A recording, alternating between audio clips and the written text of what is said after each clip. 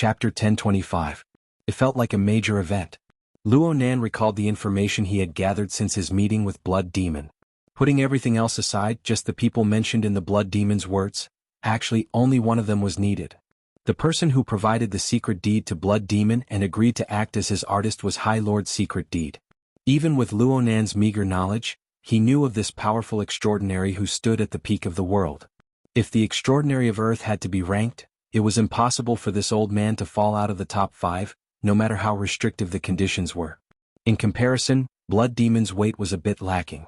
Of course, Blood Demon's words could be trusted, but they could not be completely trusted. Luo Nan would still be skeptical if he rewound the clock 5 minutes ago. The problem was that Wan Luhua, whom Blood Demon had privately invited, had appeared. This dispelled most of Luo Nan's suspicions. The remaining suspicions were merely remnants due to Luo Nan's unfamiliarity with Wan Luhua. This bit of residue was nothing. He did not recognize Wan Luhua before this, but the extraordinary itself could not be faked. Moreover, the Blood Demon would not go so far as to use such an easily exposed lie to sway him. He could ask Her Majesty Empress Wu later, or even Zhang Yingying. Since most of what Blood Demon said was true, then the matter he described was a major event that clearly exceeded the scope of personal grudges. Could Luo Nan's own body contain it? Luo Nan did not even need to think about it. He already knew the answer. Sure enough, it was easier to maintain an intimate distance with callous reality compared to a pie that would never be delivered to the mouth. Luo Nan was unable to guess the plans of High Lord Secret Deed and Blood Demon for a time. He could only rely on the fragments of information he had obtained before to make a wild guess. Are you guys preparing to take advantage of the situation and make a stunning appearance? Are you guys preparing to unleash a great internal strife technique and have everyone beat each other's dog brains out?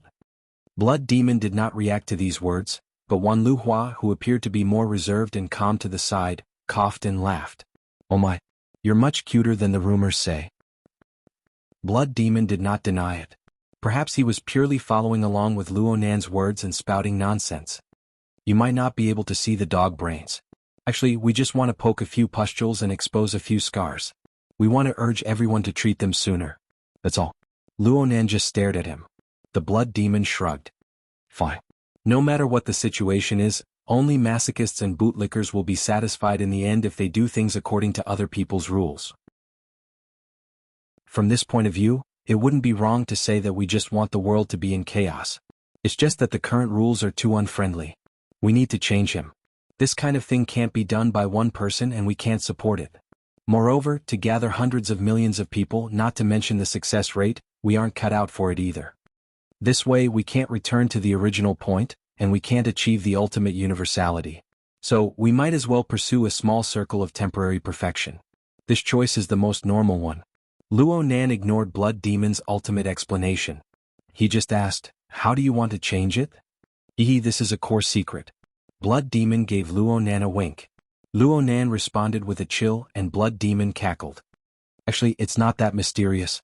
It's just that for the sake of respecting my current companions and for the sake of results, I need to limit the scope of those who know as much as possible. Of course, if you're also a companion, then there's definitely no problem. What do you think? Want to join? Since you said so, I'm not joining. Luo Nan's answer was simple and direct. Blood Demon clicked his tongue, but he wasn't particularly surprised. Why don't we talk a bit more? Give me a reason? Luo Nan grunted. Mr. Blood Demon, what you said is indeed extremely useful information. It's also a very good train of thought. However, I'm thinking that the things you proposed, whether it's a circle or a backdoor, all of them require an exchange of benefits in the end, right? More or less. Then it just so happens that tonight I won't allow anyone to place any of my grandfather's laboratory equipment, notes and other related items on the shelf. Hey, these things aren't within the scope of our exchange of benefits. We really respect the bottom line of our companions. Then it's even more unfortunate. I'm very young. I'm immature. So my bottom line might be extremely willful. Luo Nan faced the two extraordinaries and spread his hands. Soon, he clenched his fists and waved them up and down like a scale. Actually, there's another reason for this. Mr. Blood Demon, the things you've described and discussed before aren't in my domain of expertise. This makes it impossible for me to make a judgment that I can convince myself of. The problem is that you're very young. You can learn. Luo Nan interrupted him. Mr. Blood Demon, do you think I'm a genius? Blood Demon was a bit stunned, then he laughed loudly. If you're not a genius, then you can erase this concept from human language right now. Luo Nan just shook his head in the face of such overpraise. In fact, just researching configuration and superconfiguration has pretty much pushed my mental energy and computing power to the limit. I'm still unable to reach perfection in the domain I'm good at and continue to research. How can I rashly open up a new and equally profound domain? Blood Demon was still persuading.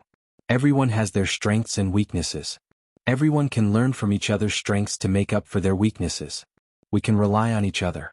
This brings us back to a more fundamental question. Mr. Blood Demon, do you think I should rely on you?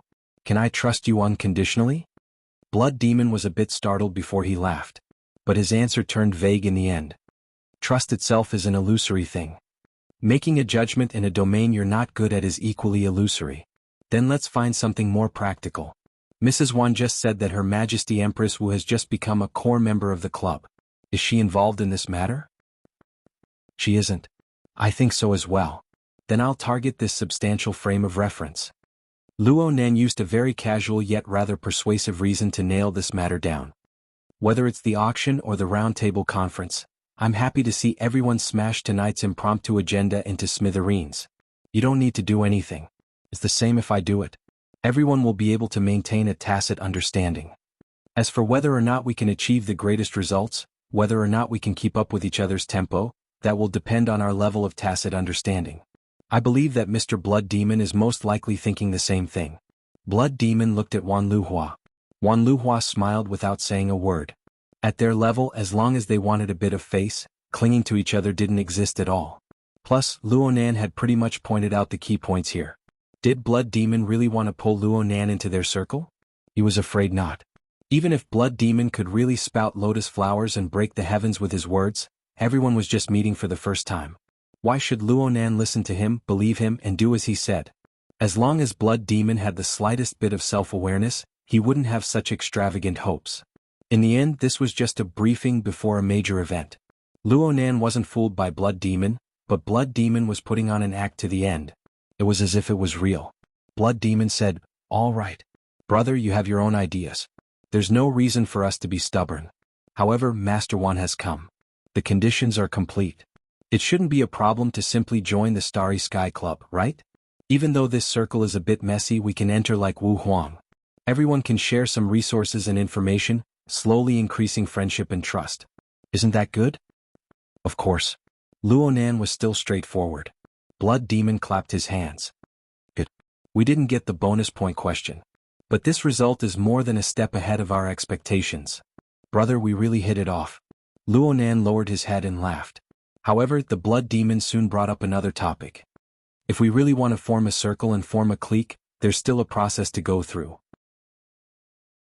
However, before that happens, we can choose to do a few things to increase our friendship. Ha! Brother, you're already here, and Nephew Gu has acknowledged you as a member of the circle. You should make use of your connections as much as you can.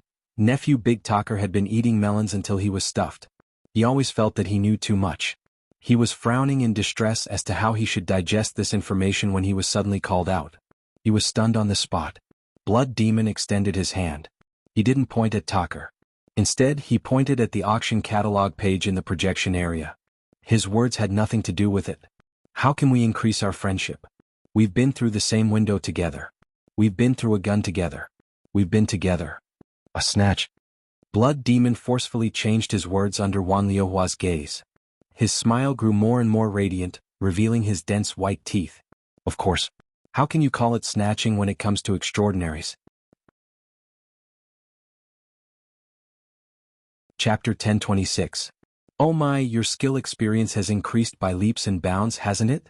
You were able to grab hold of an opening during a transfer, and in the blink of an eye, you've hooked up with two extraordinaries? Cough cough. You're exaggerating. Luo Nan shot a glance at the two traveling companions not too far away. He decisively cut to the chase. I just wanted to ask you to notify Her Majesty Empress Wu. You don't need to worry about the boss. She came here to play support. As for whether you, the main commander, will be rash or send a wave, she doesn't care. I'm just giving you a warning as a friend. It's fine if you don't get sunk into the sea in the end. Zhang Yingying came to a realization before Luo Nan could respond. It seems that this doesn't matter? TSK. I suddenly discovered that no matter what your strategy is, you're simply a hooligan when it comes to tactics. We, the peripheral members, are in more danger than you. Luo Nan laughed. It's not that bad. If I get smashed in front of everyone, then my face will be devalued in front of my fellow comrades of the inner world. Oh? Since when did Luo Yuan start paying attention to these things? I just learned it. Those who don't pay attention will always be bullied more than those who pay attention. It doesn't matter if I'm paying attention or not. Let others know that I pay attention to this. At the very least, before they do something that I don't pay attention to, they will have to consider whether or not I pay attention to this. Luo Nan spoke a long string of tongue twisters under the influence of his feelings, directly making Zhang Yingying dizzy. He didn't talk much. He ended the call and let out a long sigh. His gaze pierced through the business jet's porthole to look at the boundless sea of clouds below. Right now he was cutting across the central Pacific Ocean at a speed of Mach 1. 2. The date line only existed in concept. He jumped back one day and entered May 15th. However, due to the artificial division of regions, this date line had a relatively large protruding curve to the east. So as the business jet continued to head north, he would soon have to jump back to May 16th. Don't ask. Asking is convention. Asking is the rule. Even if it was an extraordinaire, if they wanted to forcefully change the date according to their own will, they would only end up with their heads and faces covered in dirt. See, these are the rules. Blood Demon seemed to possess some sort of ability to pry into people's minds. He spoke a timely sentence from the side. It was just this one sentence. Anything more would make him seem like a loose tongue. Luo Nan couldn't help but think more. Obviously, the old system carried a lot of useful and necessary things. Unless it really reached a point where it could no longer be continued, no one was willing to smash the old system into pieces and rebuild it on a blank piece of land. Had the current world reached a point where it could no longer be sustained? Apparently not.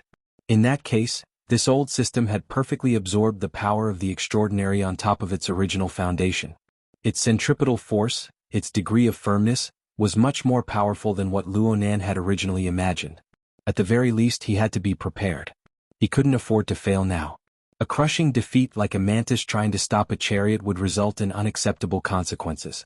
Luo Nan was just joking with Zhang Yingying. But if the things he described really became reality, then Luo Nan would probably never have the chance to laugh again in this lifetime. This had nothing to do with whether his real body was here or whether his life was in danger. No matter what, he had to be more prepared. His gaze turned from scattered to focused, piercing straight into the clouds outside the porthole. Of course, this was just the surface. Luo Nan's transformation and operation on the mental plane was impossible to be reflected by a mere water vapor body.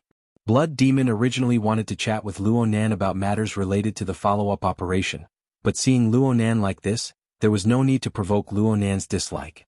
His gaze swept across the faces of the other people in the cabin. There was no need for Wan Luhua to come, but she still boarded the commercial plane. Now she had an uninvolved appearance. She wore headphones and watched the fight recording in the projection area. It was a pastime. Slightly to the side, the largest person in the cabin, Mr. Tucker, who was also the owner of this business jet, was trying his best to reduce his presence. From head to toe, he was the epitome of the word restless. Blood Demon glared at him. I didn't gag your mouth and your Uncle Luo didn't chop off your arms and legs. Just do what you need to do. Is there a need to make a fool of yourself like this? Then what in the world should I do? Tucker really wanted to ask this, but he really didn't have the guts. Then again, could it be that he didn't know what he needed to do? Before Blood Demon spoke, he had long since passed on the information he needed to pass on. He had already made the arrangements he needed to make. Right now, his mind was spinning in 1,000 circles, and his mouth was mumbling incoherently. In the end, didn't he just want a promise, a protective talisman? But even if he used his stiff toes to think, it was impossible for the three people in the cabin to give him this. This was life. As a peripheral follower of the Circle of Extraordinaries, Tucker normally did everything he could. He used methods like a fox borrowing the tiger's might to intimidate others, and he was able to pocket large amounts of money. But when it came to the core issues, the contradictions and entanglements between circles, between extraordinaries and between extraordinaries, he had to be prepared to be skinned alive. He might even lose his life.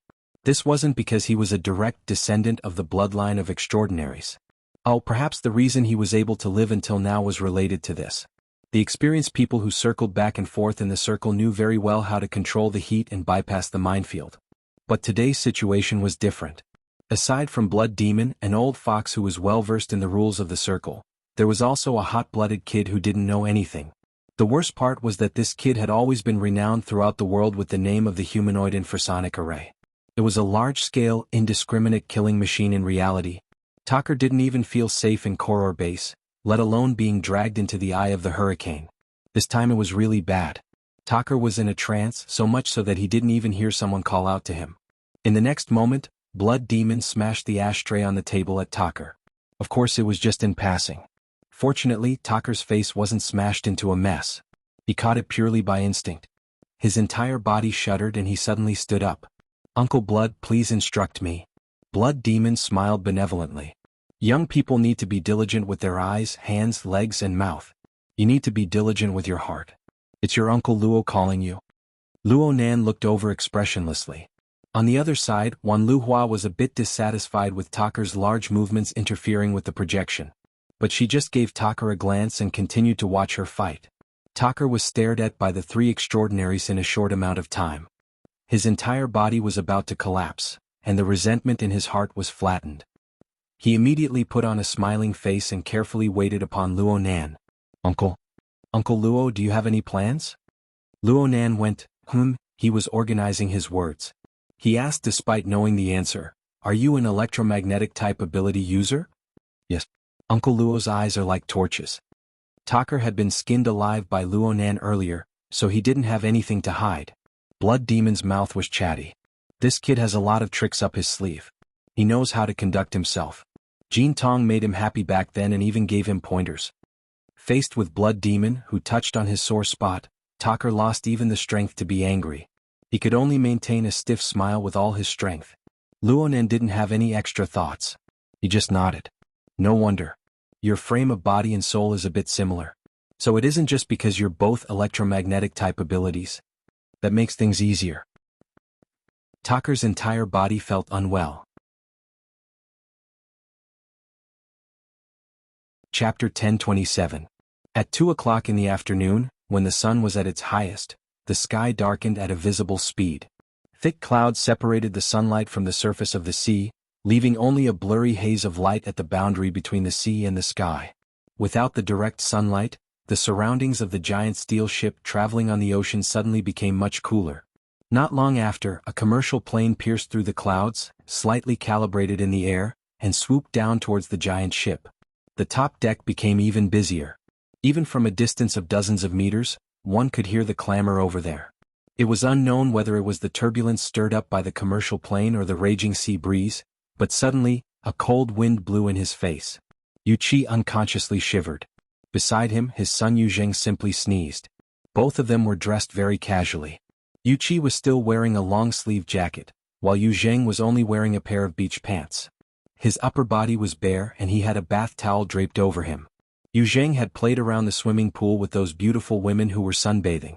In the end, he was still resentful when he was forcefully dragged back by the bodyguard.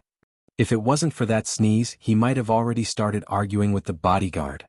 Of course, this bodyguard wasn't old Lu, who had followed his father for more than 10 years.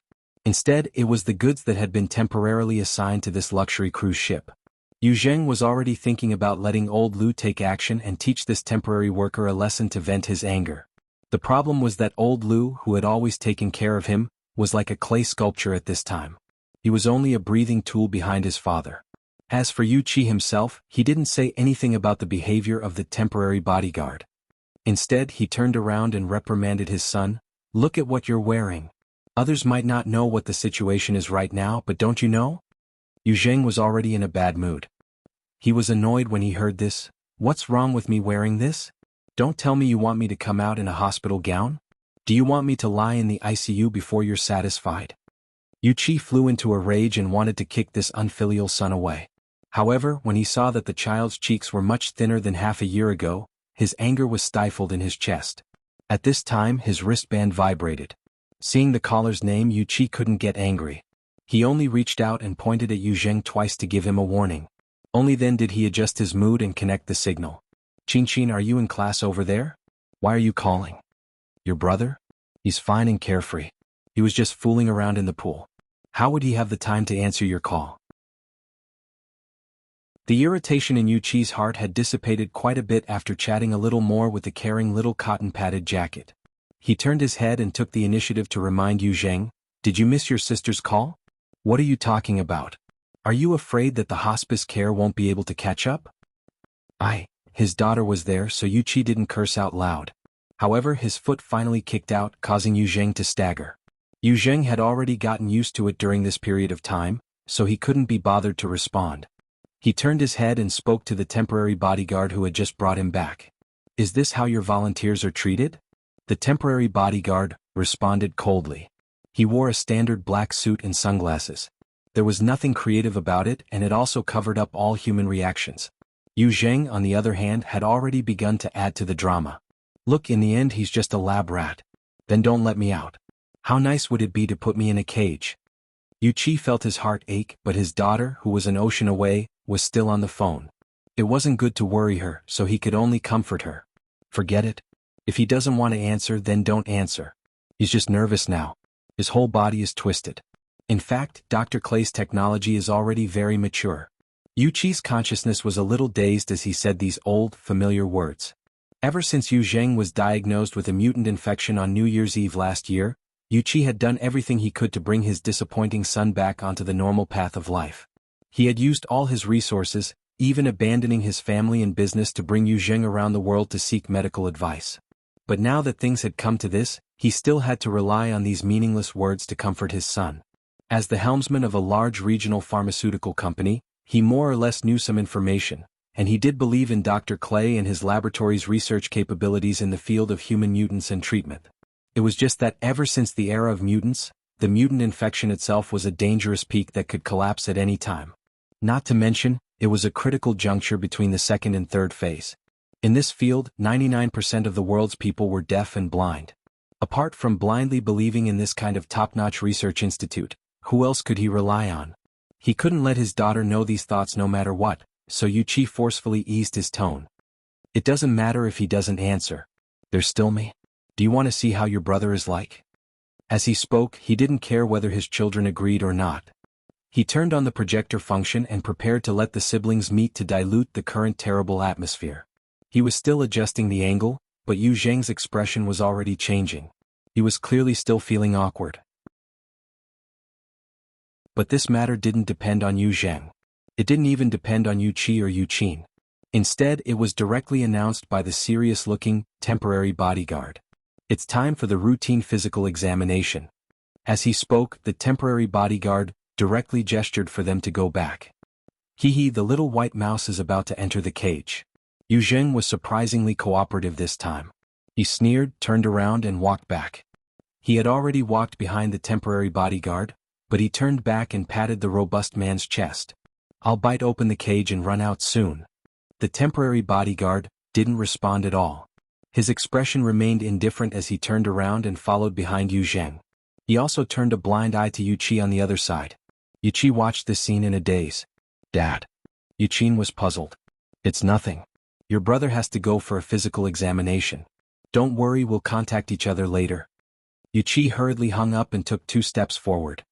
He wanted to follow behind, but after a moment's thought, he let old Lu follow and take care of him first. Old Lu was a little hesitant. "Chairman? It's nothing. Little Zheng isn't that far. I'll let him come over."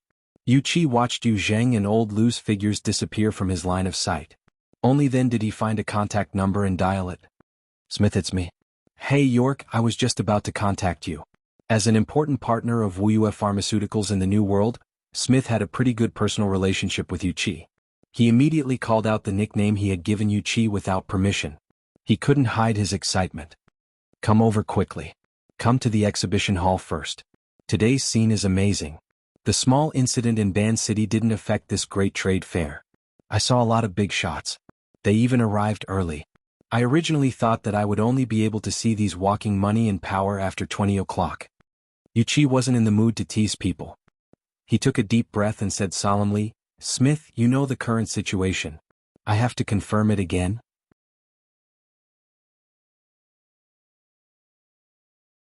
Chapter 1028. Are you sure? Smith thought for a moment and understood what Yu Qi was talking about. He smiled and said, "That's not necessary, my friend. I understand the feelings of a family member who is about to undergo surgery. Of course, what your little boy needs to prepare for isn't a simple surgery. But no matter what it is, he has to walk into the laboratory and lie on the operating table to experience it, right? Wuxia frowned and said, "Tonight, Smith, tonight." Smith was still smiling. "Listen to me, buddy. Make sure your child is with you first. Don't let your anxiety affect him. He's already been taken into the cage by the guard." Wuxia blurted out, but he soon realized that he had lost his composure. He took a breath and tried to reply in a calm tone, "He's not here." "That's good." Smith remained relaxed and said, "I believe that you will return to him in the best of moods very soon. Now you just need to understand one thing. I've emphasized it before. He's option C. Buddy, let me emphasize it again. He's option C. To be exact, he's one of option C. This is very important. Do you still remember what option C is?" Wuxia didn't reply immediately. He was listening carefully. "For tonight's demonstration, Dr. Clay has made thorough preparations, including a fully restored laboratory that was flown in by air, more than 30 lab and medical staff, at least 3 demonstration plans and twice as many backup plans. Of course, there are enough volunteers who meet all the criteria. These experimental volunteers are divided into 3 groups, A, B, and C. Each group has 3 people. Among them, Group A is in the best condition and perfectly corresponds to the existing demonstration plan. There is a 99% chance that the target for tonight's demonstration will be chosen from these people. Most importantly, tonight's demonstration only needs 1 volunteer. Unless all 3 people in Group A have problems, Group B will be used and so on. Therefore, the probability of your child being chosen for tonight's demonstration is infinitely close to 0. In fact, asking you to come has nothing to do with the experiment itself. It's because you have a high chance of becoming a consumer or an investor in the future. Therefore, this is an invitation, a roadshow. If you think about it this way, don't you feel better?" Wuxia smiled bitterly and said, "A little. Trust me, man. Tonight, you and your child are both guests. The only difference is that the seats are different." "Well, thank you, Smith." Wuxia wanted to hang up, but Smith called out to him again. "York, you can't miss this opportunity. Right now, the atmosphere in the exhibition hall is very good. Let me introduce you to an important person. Maybe it will make you feel more at ease. You know, Area C12 here." Wuxia actually wanted to spend more time with his child, but Smith had already pointed out his dual identity as a consumer and investor. Some social interaction was necessary and he couldn't refuse. "Give me 10 minutes. In the Emerald Light cruise ship, which was like a city on the sea, it was already very polite to say that they would arrive in 10 minutes. Wuxia didn't waste a second. He first arranged for his secretary, Xiao Zheng, to meet him in Area C. He then woke up the AI butler and planned the fastest way to Area C12. This was necessary preparation. As a truly high-end cruise ship, the Jadeite Light was defenseless for some people. However, for others, without careful planning, it was very likely that they would not be able to move an inch. This was what a society with high authority was like.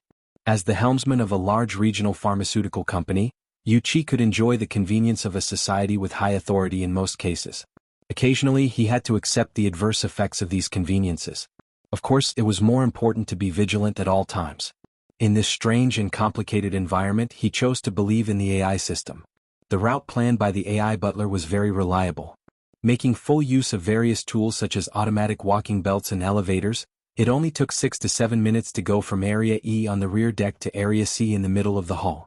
Basically, he couldn't be late. With the AI butler's reminder, Wuxia passed through a security gate and entered a long corridor. Coincidentally, he had just taken a few steps when his secretary, Xiao Zheng, came out from the door in the middle of the long corridor. He was also surprised to see Wuxia. Chairman, Xiao Zheng was Wuxia's confidant. He was in his early 30s, which was a useful age. Previously, he had gone to handle some company affairs remotely. He heard Wuxia's instructions and rushed over to meet up. The young man had always been very good at positioning himself. Although according to the route, his position in the long corridor was much further ahead than Wuxia's, he still trotted over and took the initiative to approach Wuxia. But at this time Wuxia's wrist began to vibrate violently. Xiao Zheng also subconsciously raised his hand. The AI butler sent a message, "Please stop and return to the CK-181 security gate. This area's access rights have been temporarily increased. You do not have access rights. Estimated opening time of this area, 1422. You can choose to wait outside the area or go around." Yu Qi and Xiao Zeng were a little stunned. This kind of situation was too rare. Even someone as knowledgeable as Yu Qi encountered this for the first time. Due to his cautious attitude in terms of access rights, Yu Qi didn't have the intention to violate it. If it had been 10 seconds earlier, he wouldn't have crossed the security gate at all. But the problem was that he had already walked almost 20 meters on this seemingly ordinary long corridor. As for Xiao Zeng, he was obviously further away from the entrance, but he was closer to Yu Qi. He gritted his teeth and sped up, wanting to meet up first. It was at this moment that another door opened automatically on one side of the long corridor. The location happened to be in the middle of Yu Qi and Xiao Zeng. 7 or 8 people came in from the other side of the door, all dressed in classic bodyguard attire. They were almost no different from the one who had just pushed Yu Zheng back into the cage. In the middle of these people was a wheelchair. It was so tightly covered that it was impossible to see who was on it. When the other side saw Yu Qi and Xiao Zeng, they were also startled for a moment. They quickly issued orders, "Go back." Xiao Zeng was less than 10 meters away from Yu Qi. He reacted quickly and immediately shouted, "We're together." The young man wanted to go through the wall and quickly meet up with the boss. But the space in the long corridor was too limited. Xiao Zeng hadn't even finished speaking when one of the bodyguards suddenly exerted force and pressed him against the wall. They twisted his joints and directly locked him up. The young man screamed. His whole face was deathly pale as if his joints were dislocated. "We're preparing to go back." Yu Qi's back was cold. No matter who the other side was, he couldn't go against them at this time no matter what. But Xiao Zeng was in such a state that it would be inexcusable if he didn't save him. The burly men on the other side all had a cold appearance carved from the same mold. They didn't respond to Yu Qi's explanation. In fact, they hadn't stopped at all since they entered the long corridor. Yu Qi and Xiao Zeng were just a small accident that they had casually dealt with. Realizing this, Yu Qi felt even worse in his heart. Before he could find a way to deal with it, there was another sound of the door behind him. The security door he had just passed through opened again. There was also a very unrestrained cackling sound. The so-called Society of Authority is a society that legalizes privileges. In this system, you only need to pay attention to one thing: be a model.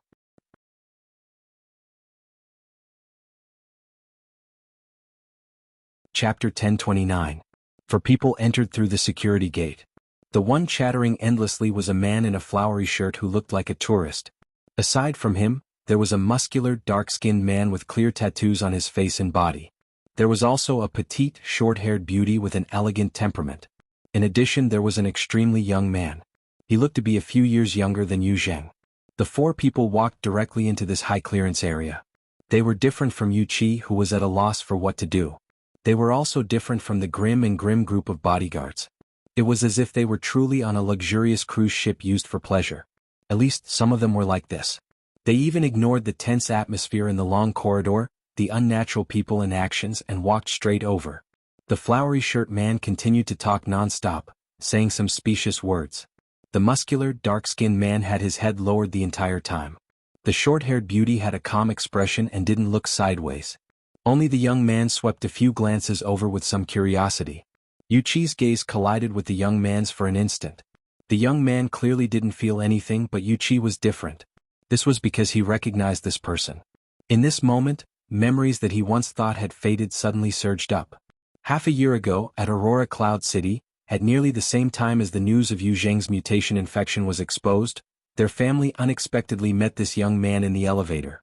Luo Nan. Being in Xia City, Yu Qi more or less knew a few things about this young man. He still remembered that Luo Nan had a group of people by his side at the time. Yu Qi was the youngest of the group, but he was already the core of the group without a doubt. Half a year had passed. They were separated by tens of thousands of kilometers. The circumstances were completely different, but this young man was actually like a fish in water in this inharmonious environment. The flowery shirt man's mouth didn't stop. It looked like he was preaching and teaching, but his words were clearly referring to Luo Nan as one of his kind. He was boasting about himself. Yu Qi was absent-minded once more. Even he didn't know why he was able to observe in such detail. Or was it just an illusion created by his nervous mind? But one thing was certain: the group of ruthless bodyguards in front of them suddenly shrank after a low noise. They lined up against the wall in this corridor with limited horizontal space, trying their best to make space for the 4 of them. Even the bodyguard who was holding Xiao Zeng adjusted his posture and turned his back to the wall to show his respect. He also put one arm on Xiao Zheng's throat to prevent him from making a sound. There was no hesitation in his actions and there were no gaps in his actions. It was as if everything he did was completely natural. Seeing this scene, Yu Qi's heart stirred. Perhaps he could ask for help. Because of the retreat of the group of bodyguards, the obstructed area looked a lot more spacious. It even exposed the wheelchair that had been tightly covered before. Sitting on it was a middle-aged white man who looked about the same age as Yu Qi. His complexion was not very good, and his skin showed an ominous iron-red color. His eyelids were half-closed and his energy was not good. He looked like he was seriously ill. It seemed like the temporary increase in authority this time was to transport patients. However, when the four of them walked over as if it was a matter of course, the person in the wheelchair actually forced his eyes open and smiled. He nodded at them as a greeting. This kind of polite and restrained behavior finally caught the attention of the four. Among the four of them, the one in the flowery shirt, who had been bragging about needing to raise their demeanor, turned his head slightly and laughed. "Jeff, you old hyena, did something happen to the charging station again? I told you a long time ago that Black Lion can't be trusted. You might as well make up your mind and let the old witch help you. If you keep this up, I'm afraid you'll be so rotten that vultures won't even bother to touch you." At first glance, the man in the flowery shirt and the man in the wheelchair seemed to be on friendly terms, but their feet didn't stop. They didn't look like they wanted to chat at all. Jeff, who was in the wheelchair, smiled but didn't say anything. After this interruption, Yu Qi choked back the words of help that were at the tip of his tongue. Seeing that the best time to ask for help had passed, the four of them passed by Xiao Zheng, who was still pressed against the wall in the next moment. The young man, Luo Nan, patted the shoulder of the bodyguard who was still locking Xiao Zheng. He didn't stop and just walked over. The bodyguard subconsciously loosened his grip. Only then did he remember to turn his head to look at Jeff's expression. Jeff just motioned for the surrounding bodyguards to continue pushing him forward. The group of people returned to their original tight formation. They soon walked past Yu Qi and exited through the security door that he had just entered. Yu Qi didn't dare to move during this time. Just like that, the corridor that was suddenly congested also suddenly became quiet. Only Yu Qi and Xiao Zheng, who was holding his shoulder and moaning, were left within the 10-meter area. One was standing and the other was lying. His wristband vibrated once more. It should be a notification of a change in authority. Yu Qi didn't pay attention to the specific content at all. He just faintly heard the man in the flowery shirt praise, "Hey, he's got that style." Yu Qi woke up with a start. He hurried to Xiao Zheng's side and crouched down. "Don't move. Let's check for injuries first." He couldn't help but look forward as he spoke. The four of them had already pushed open the door to the other side of the corridor, cutting off his line of sight. The occurrence of an accident would inevitably delay time. Although Xiao Zheng's injuries weren't serious, finding the service personnel on the cruise ship and taking him to the infirmary took some time. Yu Qi was undoubtedly going to be late by the time he finished arranging things. By the time Yu Qi arrived at the exhibition hall of Area C-12, he was already 5 minutes late. He explained things to Smith midway and Smith didn't really care. But Yu Qi still apologized first when they officially met. He didn't rashly speak of the specifics.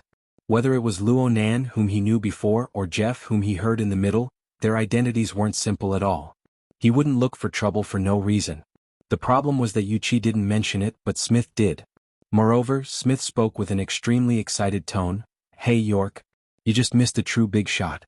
Old Els just left." "Old Els?" Yu Qi was still a bit absent-minded, so he answered subconsciously, "Impossible. He's already so old." This is the most inconceivable part. You can't even imagine what I saw. Smith had a thick, square face. He looked very serious at first glance, but his expressions were actually rich. Right now he was in an extremely excited mood. His expression was even more exaggerated, like an actor in a sitcom. Oh my God! If Bai Xinyan didn't greet him and confirm his identity, Smith couldn't even continue his words due to his excessive excitement. He could only repeat over and over, "Unimaginable. Unimaginable. This is definitely a big news. They're preparing to create a super big piece of news." Bai Xinyan? Yu Qi heard a name that seemed familiar, but it didn't stir up too many thoughts. Instead, Smith's behavior made Yu Qi feel that he had the obligation to wake his friend up. "Hey, calm down a bit. You can basically only see that person in documentaries. Are you sure that's old Els, Jeff L?" The last soft and weak sound of air suddenly froze. Then Yu Qi faced Smith, who was about to retort with wide eyes, and Yuchi unconsciously repeated, and again, Jeff? Which Jeff? Which other Jeff could it be? Hyena 3? Hey. Smith was a bit unhappy. He felt offended. It was only then that Yuchi remembered that Smith was a loyal believer of old elves. In the business world there were a lot of people who succeeded. Many of them could be worshipped by those who came after them, hoping that they could imitate their predecessors' path to success and obtain supreme support from the power of capital. But among these people who succeeded, not everyone's name had the effect of being totemized. That was to say, hearing this name was like touching wealth itself. In the history of mankind, after the power of capital obtained the supreme ruling power, there were only a few hundred people like this in the past 3 to 4 centuries. The old elves that Yuchi and Smith mentioned was definitely one of them.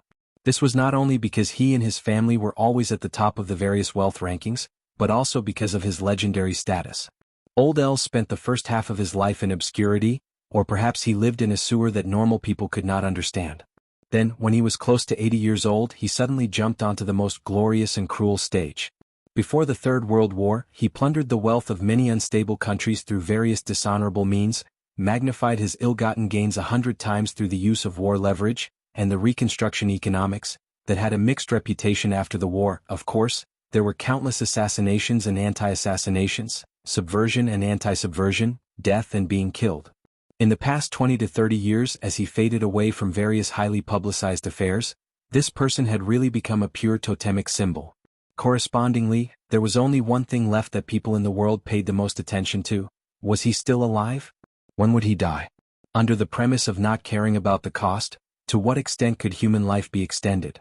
This was Jeff Els, a superhuman who was said to have wandered the earth for more than 130 years. Some people even swore that he was the only person left in the world who had experienced World War II, or a wizard. Of course, there were even more people who said that the real Jeff Els had long turned into ashes, and the legend left behind was just a gimmick that the Els family used to maintain its legendary status. Yuchi originally had no interest in this kind of thing, until now. He could not help but recall everything that had happened in the long corridor, all the information he had received, especially the mockery of the man in the flowery shirt who did not regard himself as an outsider. His mind was making absurd and terrible associations. Before he could sort out the logical chain of reasoning, or rather before he could believe it, his body was already covered in a thin layer of cold sweat.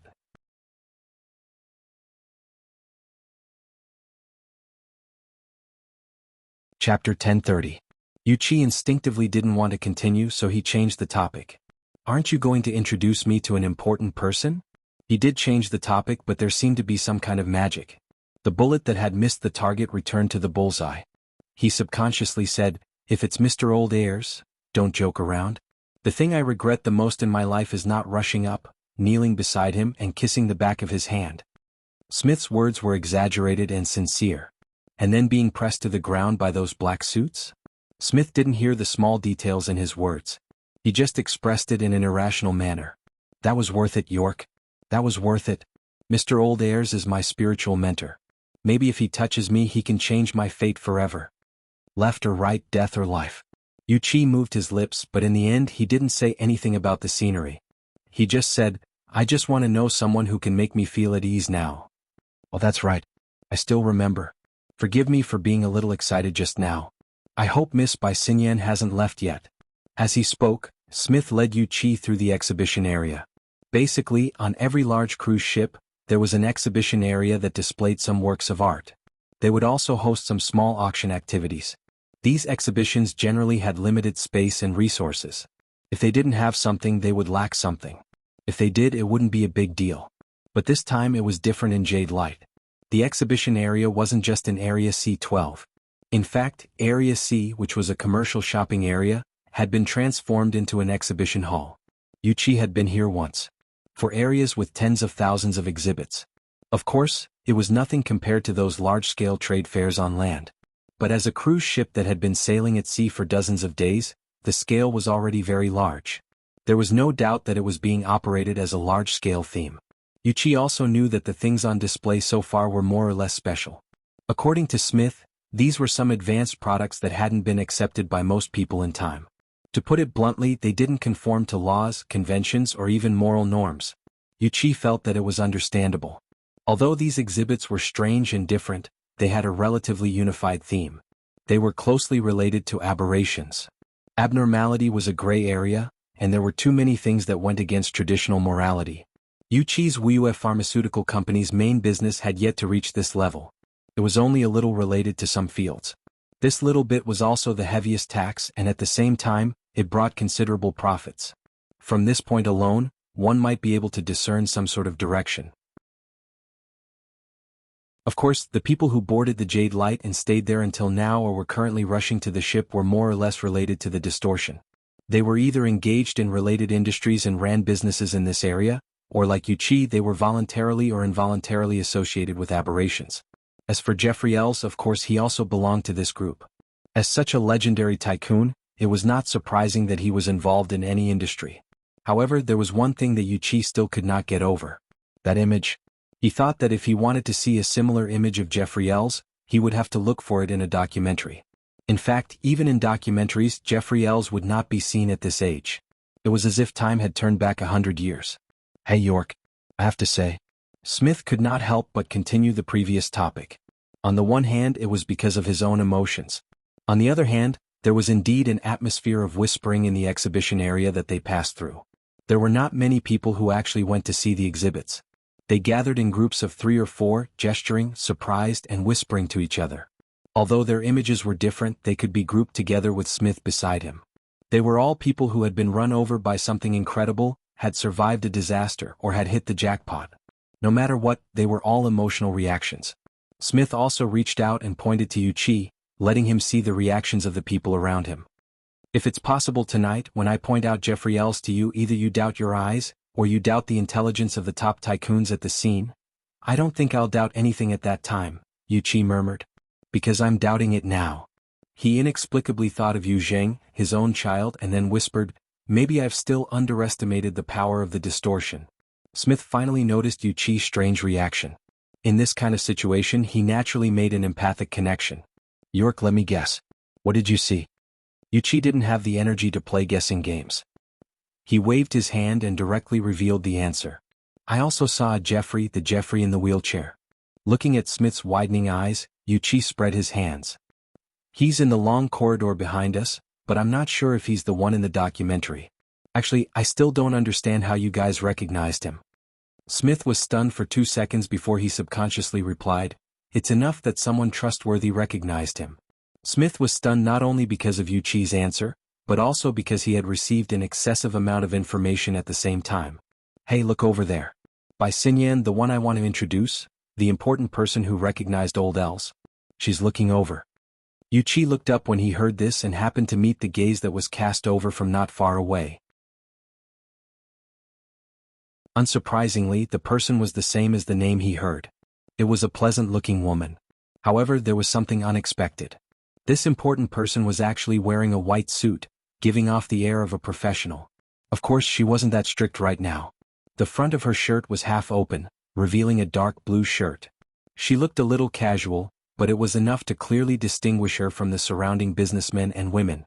Wuxia and Smith didn't know why Bai Xinyan would cast her gaze over from afar, but if they missed this opportunity, they definitely wouldn't be qualified businessmen.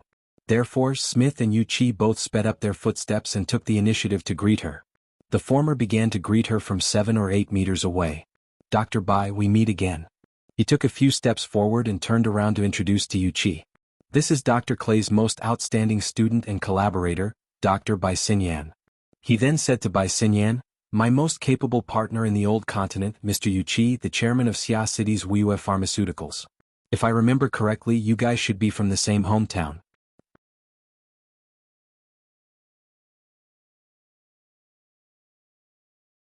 Chapter 1031. Wuxia was stunned.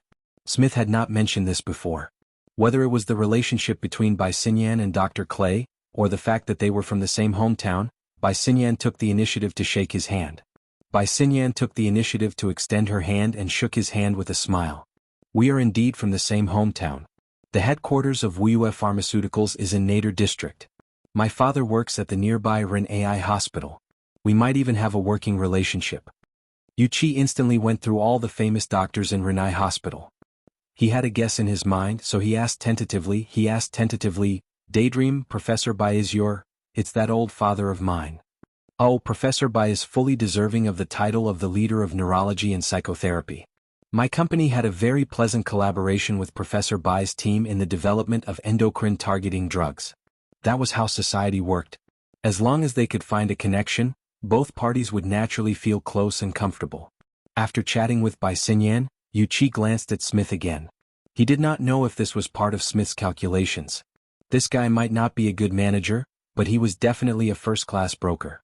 For experienced people, as long as there was an opening, it was only a matter of a few sentences to get to the point. Soon the three of them talked about Yu Zhang. What made Yu Qi feel a little relieved was that Bai Xinyan's words were very similar to Smith's. I understand how you feel, Chairman Yu. I can also guess the mental state of young people. In this world, there are very few people who can use themselves as a test subject without batting an eyelid and even enjoy it. Yu Qi did not know if it was an illusion, but he felt that Bai Xinyan was hinting at something. She continued, the physical and psychological development of young people is far from perfect. Treating them with abnormalities too early can easily lead to both physical and psychological problems. Rather than rushing them into the treatment process, it is better to spend some time building up their confidence in this method. I think Dr. Clay also considered this, which is why he placed your child in Group C. Speaking of which, with the advancement of technology and the change of society as a whole, perhaps it won't take too long before such treatment becomes popular. After that, it will be popularized. From this perspective, the nervousness of young people today may become urgency in the future. Who knows? Bai Xinyan's. Her words were brilliant. Not only did she appease Yu Qi, but she also teased him subtly. If it were the Yu Qi who was on the deck, it would have been fine. However, the experience he had on the corridor and the information he gained after learning about it made him feel reverence for the supernatural phenomenon that was once so close to him. For a moment he was a little absent-minded. At this moment, Smith finally could not hold it in any longer and continued to ask, in that case, what kind of person is most suitable to carry out the aberration treatment that you mentioned, Dr. Bai? Infected by the mutation? Adults? Mature mind? Or maybe I just need determination and a corresponding reward. I mean, like Mr. Jeffrey L's? Bai Xinyan pointed it out. Smith nodded decisively. His deep-set eyes were burning with ambition and desire. Bai Xinyan shrugged. Since the 60s, old Mr. L's has been the convener of human life research, and the largest research funding provider. The theoretical lifespan of the generation after the war is as high as 120 years, which has not been fully verified yet. However, the effective working age skyrocketed to 75 years, and it is indeed his great contribution. Smith did not know whether Bai Xinyan was praising or mocking him. He could only do his best to protect his idol. Mr. L's is a pioneer, there is no doubt about that. Yes, I hope he can give a correct and promising direction. Yu Qi always felt that Bai Xinyan's words had a different meaning. While he was pondering, Bai Xinyan seemed to have seen something. She raised her head and looked into the depths of the exhibition area. Suddenly she said softly, "Sorry?" Then she separated from the two and walked in that direction. Before she left, she took a deep breath. What's wrong? I'm not sure. Yu Qi and Smith had a meaningless conversation. They also stretched their necks to look over, but with so many booths between them, they really did not know what was going on. Smith casually said some gossip. Right about this Dr. Bai Xinyan, there is an identity that I did not mention before. It is said that she is the girlfriend of that young Mr. Wang. Which, aren't you standing on that person's private property? Wang Yu. Yu Qi also took a deep breath, but the shock he felt was not as direct as Jeffrey L's.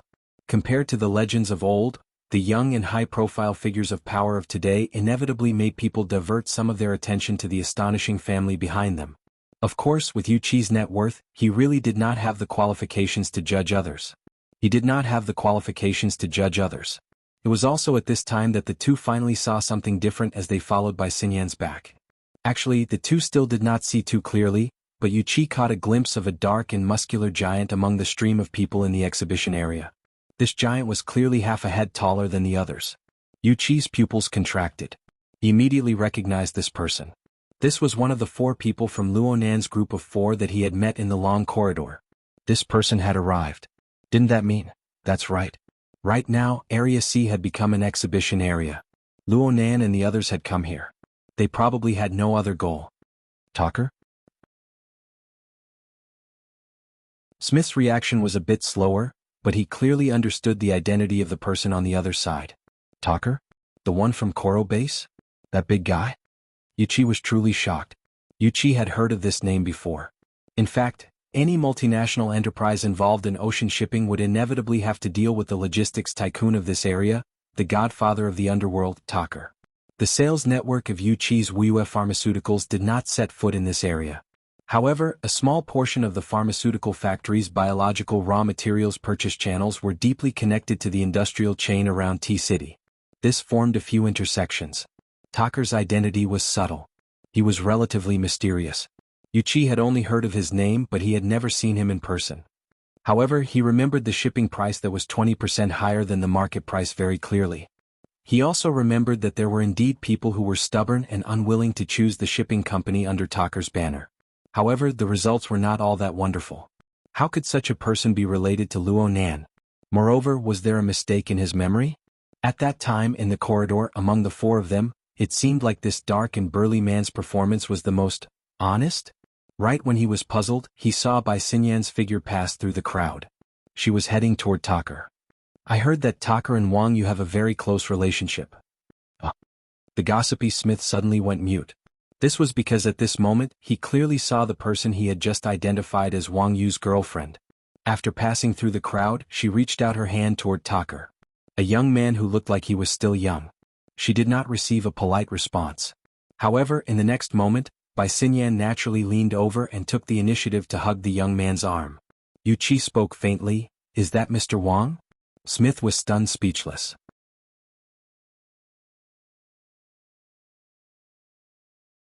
Chapter 1032.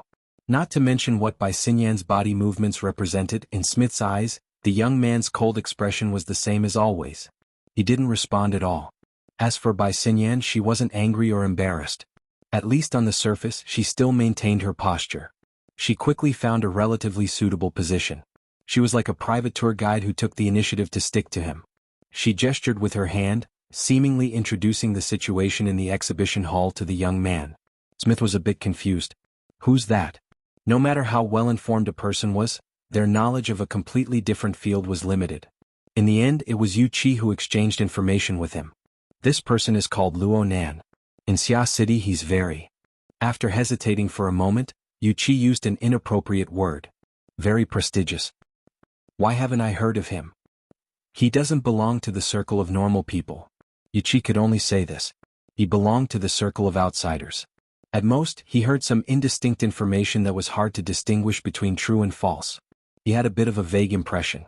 Smith could understand that there was also such a circle in the new continent. In recent years, it had become relatively flamboyant. But overall it was still hard to understand. It was still very difficult for a person of his level to understand it in depth. He quickly grasped another important point. You guys know each other? We met once. Yuichi's response was a bit weak. Actually, it was his troublesome son who recklessly offended Luo Nan. Fortunately, his daughter handled things appropriately. Through subsequent contact, Luo Nan had more or less corrected his impression of Luo Nan. Yuichi wasn't sure if this impression was good or bad. Luo Nan had given him 2 light pats on the shoulder not too long ago in the long hallway, giving Yuichi more psychological comfort. Let's go say hello? As a broker, Smith absolutely wouldn't let go of any opportunity to expand his social network. Yuichi hesitated for a moment. He didn't refuse. Ever since he came to Area C-12, he had encountered all sorts of unforeseen circumstances. He needed to find a more stable anchor point. However, accidents would always happen inadvertently. They had just taken a few steps forward when their wristbands vibrated at the same time. Yuichi saw the caller and his heart tightened. Old Lu. What does deep detection mean? Don't agree. Don't pay attention to it. Wait for me. On the other side, Smith's expression also sank. Mr. Samit, isn't this notice a little too sudden? I was with Professor Bai Xinyan just now, and she didn't mention anything about the group adjustment at all. What about the 6 people from Team A and Team B? Did something happen just like that? Very likely. To hell with this reason. At this point, the two of them looked at each other in unison. They could not see any good news in each other's eyes. Things were really troublesome. Let's go, Smith shouted. Before he could react, Yuichi had already turned around and left quickly. Soon he was in a jogging state. In the current hall, there were only 2 or 3 non-important people who left in a hurry.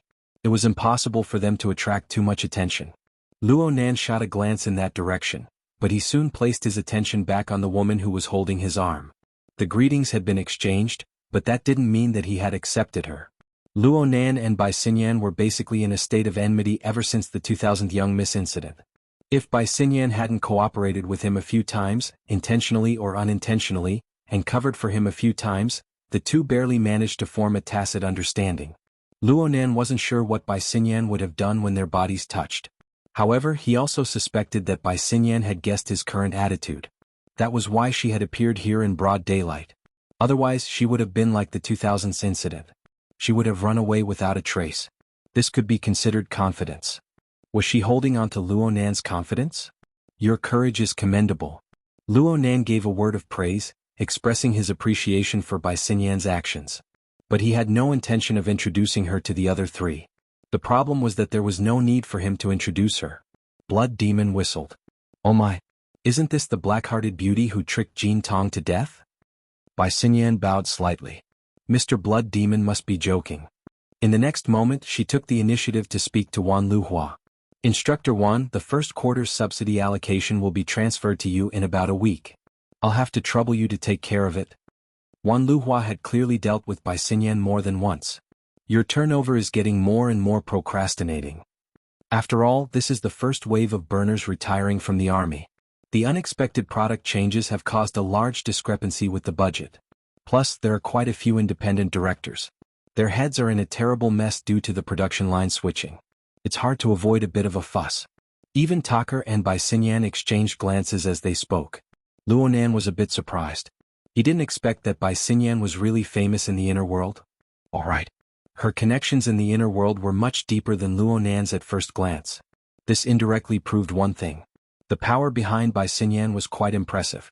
At the very least, it was on the level of being acknowledged by extraordinaries like Blood Demon and Wan Luhua.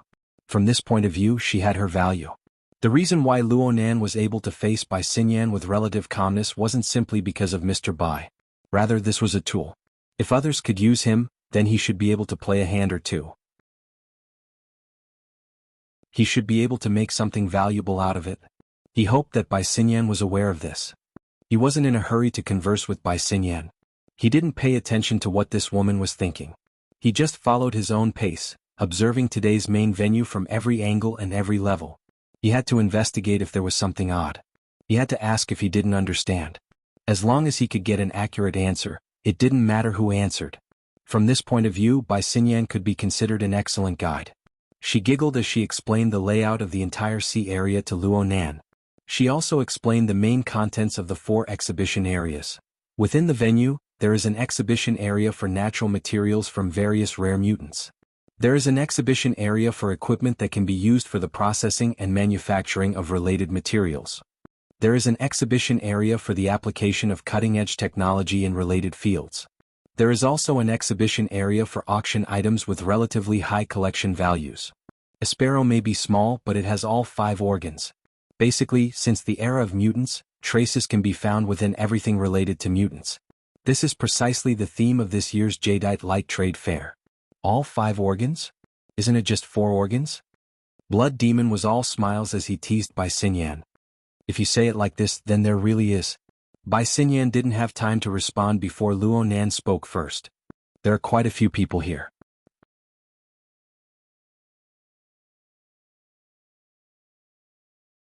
Chapter 1033.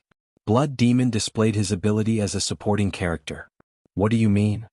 Only humans can recognize things like distortion. Only then can there be so-called collections, processing, and cutting-edge concepts. Only when applied to humans does it have real meaning. You can say that. Luo Nan's gaze swept across the groups of people in the exhibition hall. Many people had been studying the ship with curiosity and scrutiny even earlier. Luo Nan was disinclined to pay attention to them. He just said, "The ship is a bit empty right now. It shouldn't be enough to cover the relevant fields. Will it increase?" Empty? Blood Demon looked around. There were only 6 hours left until the auction at 8 o'clock in the evening. Some important auction items had already been arranged, and people began to fill the exhibition hall. Even if it wasn't to the point of being overflowing with people, it couldn't be associated with the word empty. Right now, the Jade Light has a total of 4,821 people, including the crew. I've checked the data. This cruise ship can carry over 15,000 people at full capacity. That's not even a third of it. Okay, it really is quite empty. Blood Demon shrugged. This is the data from Wang Yu's 30th birthday carnival a few years ago. The number of people on the ship exceeded 10,000. This is the first and only time. Bai Xinyan was still holding onto Luo Nan's arm. She spoke the name of her rumored boyfriend in a calm and natural manner. This is a private cruise ship, and it's specially prepared for large-scale luxury parties. It's basically not used for business purposes. Of course, the more space is wasted, the better. Almost 5,000 people is quite a lot. Plus, there will be some important people and their attendants coming later. If I had to make an estimate, it would be around 6,000 people. Really? Luo Nan didn't continue on this topic. He looked straight at Bai Xinyan for the first time. You know who I'm coming for. Bai Xinyan pointed her arm forward. The collection auction item area is this way. The venue has already been set up. Someone who didn't know better would think that Luo Nan was the owner behind the scenes of this auction. Blood Demon immediately gave him a thumbs up, but Luo Nan clearly wasn't in the mood to joke around. He just stared at Bai Xinyan until Bai Xinyan nodded. It was set up not long ago. Some of the installations need to be debugged. After all, this is the largest of all the auction items. Once it's installed, it won't move again until the auction ends. Bai Xinyan also looked like she was reporting work. For the sake of convenience, the entire booth is placed on the elevator. This is to facilitate the flow of the auction. Luo Nan and the others entered a relatively spacious area under Bai Xinyan's guidance as they spoke. The so-called spaciousness was only relative. There were actually quite a lot of people here, but compared to other areas, it seemed like there were more people working here. They were scattered in this nearly 200 square meters area, surrounding the central booth for various configurations. Luo Nan's eyes swept all around him. Rather than calling these people equipment debugging personnel, it would be better to call them lighting engineers and the like. The work under his hands consisted of light stands, projectors, AR equipment. At the back of the booth, there was an obvious holographic projection space as well as auxiliary equipment. What a mess. This was what Luo Nan thought, and this was what he said. Are they trying to enhance the visual effect? Blood Demon returned to the scene for the first time and asked with great interest. That's right. Bai Xinyan's answer was frank and direct. The relevant equipment is too specialized, and it's hard to reproduce the research object. Plus, they've been left and used for many years. They're far too old, and their appearance and selling points aren't particularly outstanding, so they need to be packaged. At the very least, we need to let people know what these equipment are used for. Luo Nan concluded in a timely manner. His tone sounded calmer and calmer. At the same time, he stepped forward, bypassing the rather messy visual equipment, and climbed up the booth.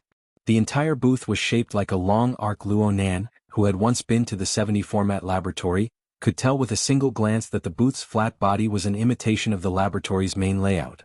However, the two wings were spread out a bit more. This was most likely for the sake of carrying out a symbolic restoration of the cheliceraate corridors on both sides. The problem was that the originally picturesque crab-like layout of the laboratory had become a nondescript small semicircle due to the limitations of the spatial layout. There were 6 or 7 people pacing back and forth on the booth right now. Most of them were separated by a safe distance, carefully observing the equipment that had already been installed. Some of them were even taking pictures and videos. There were also people whispering amongst themselves. They seemed to be conducting some sort of evaluation. The arrival of Luo Nan and the others caused the free activity space of the booth to become narrow. Luo Nan didn't care about this. He walked straight to the front of the center of the booth. This was the best observation point. It didn't matter if it was the original laboratory or the current transformation imitation exhibition area. Of course, there were people at this point. Luo Nan just ignored them. The person in front heard the noise behind him. He turned his head and saw that Luo Nan was about to collide with him. He originally wanted to berate Luo Nan, but his scalp went numb when he met Luo Nan's gaze. He didn't know why, but his legs crossed and he staggered to the side. This person saw Luo Nan's face clearly at this time. His face turned white with a swish. Bai Xinyan gave Luo Nan an introduction in a very considerate manner. This is Dr. Song Kan from the Deep Blue Laboratory's Western Pacific Ocean Observation Center. Luo Nan completely ignored Bai Xinyan's introduction. After the figure flashed out of his front line of vision, Luo Nan completely ignored it. He just cast his gaze calmly towards the equipment on the booth. He also cast his gaze towards the back of the equipment. There was a projection area that was still empty for the time being. Luo Nan's behavior was seriously lacking in manners.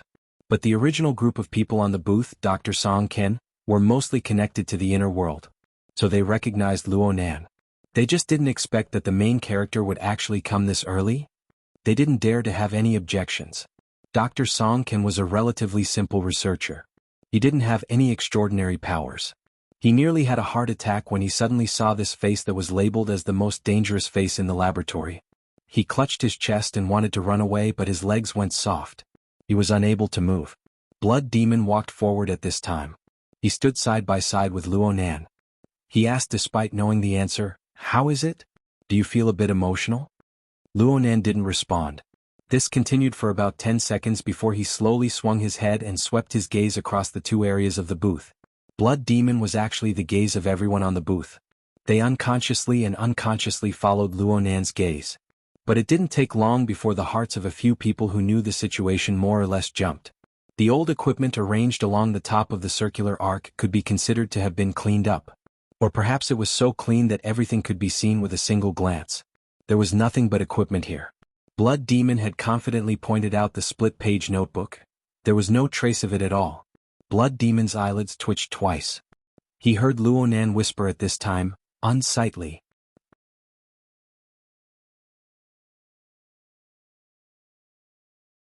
Chapter 1034. Luo Nan didn't need Blood Demon to play the supporting role. He continued to speak, his voice growing louder and louder.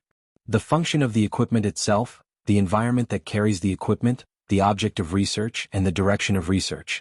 If any two of the above four were done well, the current situation wouldn't be like this. Blood Demon laughed in the end. "My boy, your focus is a bit on that. There's nothing I can do about it. Sometimes people's thoughts are very laughable." Luo Nan's old and experienced way of speaking was a bit comical. However, he was most likely aware of this. Soon he jabbed his own chest with his finger. For example, me. The gazes of practically everyone on the stage were focused on Luo Nan. They looked at Luo Nan's sudden internal monologue. "After receiving the invitation from the Jadeite light ship, I've always had a thought in my mind. The people on this ship are all going against me. They are participating in the auction and bidding around my grandfather's laboratory. They are undoubtedly mocking me. At the very least, they are accomplices of my enemies. In the end, I came here to fight with these people. Of course, this is also an opportunity for me to catch them all in one fell swoop." Some people's eyelids twitched. Some people whistled. The former was like Song Kansas. The latter was like Blood Demon. Blood Demon was conscious of his own perspective once more. He chuckled and followed up, "That scene was quite dramatic. What was the reason that caused you to change your mind, my boy?" Blood Demon's raised eyebrows weren't a hint at all. Instead, they were a clear indication. Luo Nan believed that as long as Blood Demon's following answer was even the slightest bit related, Blood Demon would dare to shout nonsense like, "I'm saving the world." Luo Nan's response to this was, "Who said I changed?" Well, I should say that there was a period of time in between when I wanted to change. Mr. Blood Demon, your interpretation is quite convincing. But when I came to the ship and walked here, I feel that..." Luo Nan furrowed his brows. He spent a bit of time to organize his words. "If I want to forcefully distort my sense of beauty in order to coexist with these people in this world, then I should either close my eyes or wash away the world I see before my eyes." All right. Since Luo Nan's language ability was lacking, his way of speaking appeared to be a bit of a chunibyo. It matched with his age. However, among all the people present, who would simply treat such words as chunibyo words to deal with them, the Blood Demon glanced at the equipment on the booths again and subconsciously touched his cheeks.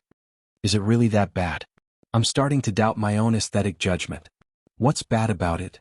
Wan Luhua took the initiative to ask with great interest. "Human." Luo Nan's answer was even more concise, and it was even more unexpected. Let's just say half.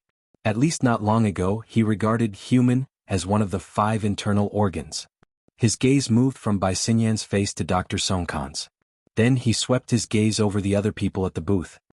The people standing in front of these instruments on this poorly restored exhibition stand should be pure researchers and explorers. Now what these people are thinking. Emotions, desires, inclinations. I don't approve of the things that have been accumulated. Bai Xinyan's expression was natural, but the faces of those below the doctor's level were hard to describe. Blood Demon scratched his head a bit at Luo Nan's reaction.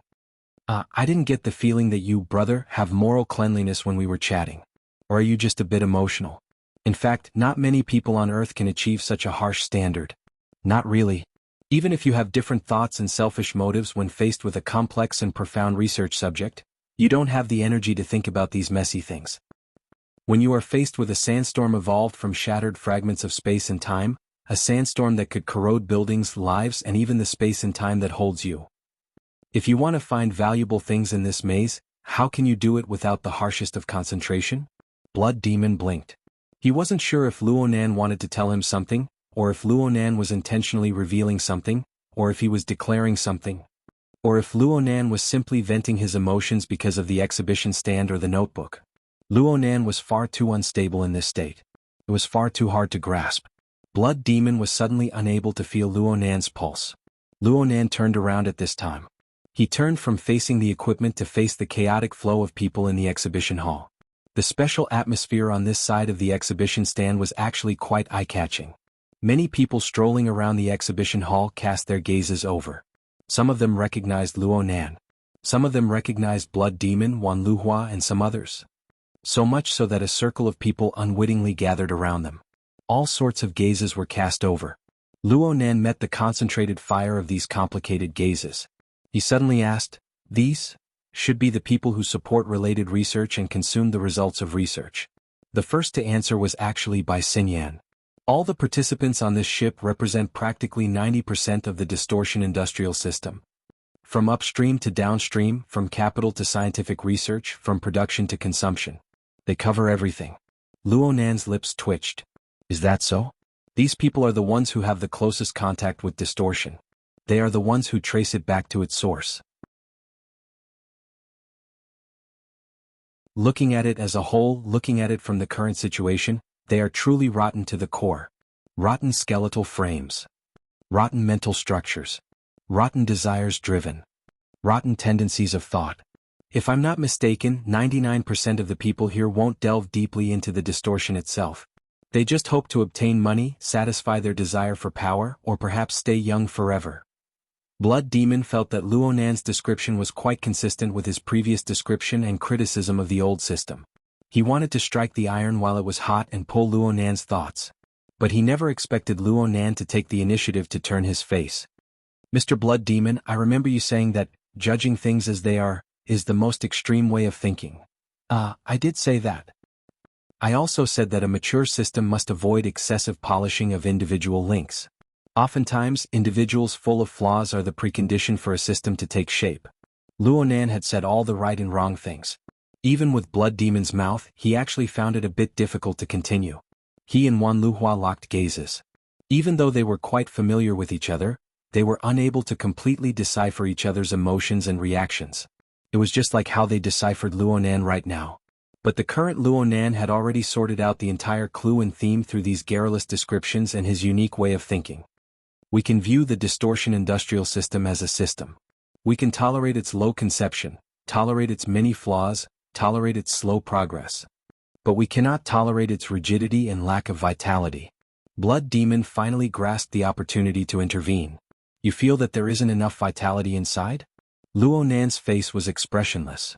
No, it's the opposite. Although the majority of the people here have a messy body and soul frame, and their desires and thoughts are nauseating, it is qualified to be a living system. It can even be said to be full of vigor and vitality, with limitless potential. I'm just saying that when you clearly know what kind of environment the flies and maggots will be most active in, you will at least do your best to stay as far away from that place as possible. You will bring along all the things you believe to be the most precious. So, let's hurry up and resolve the problem here.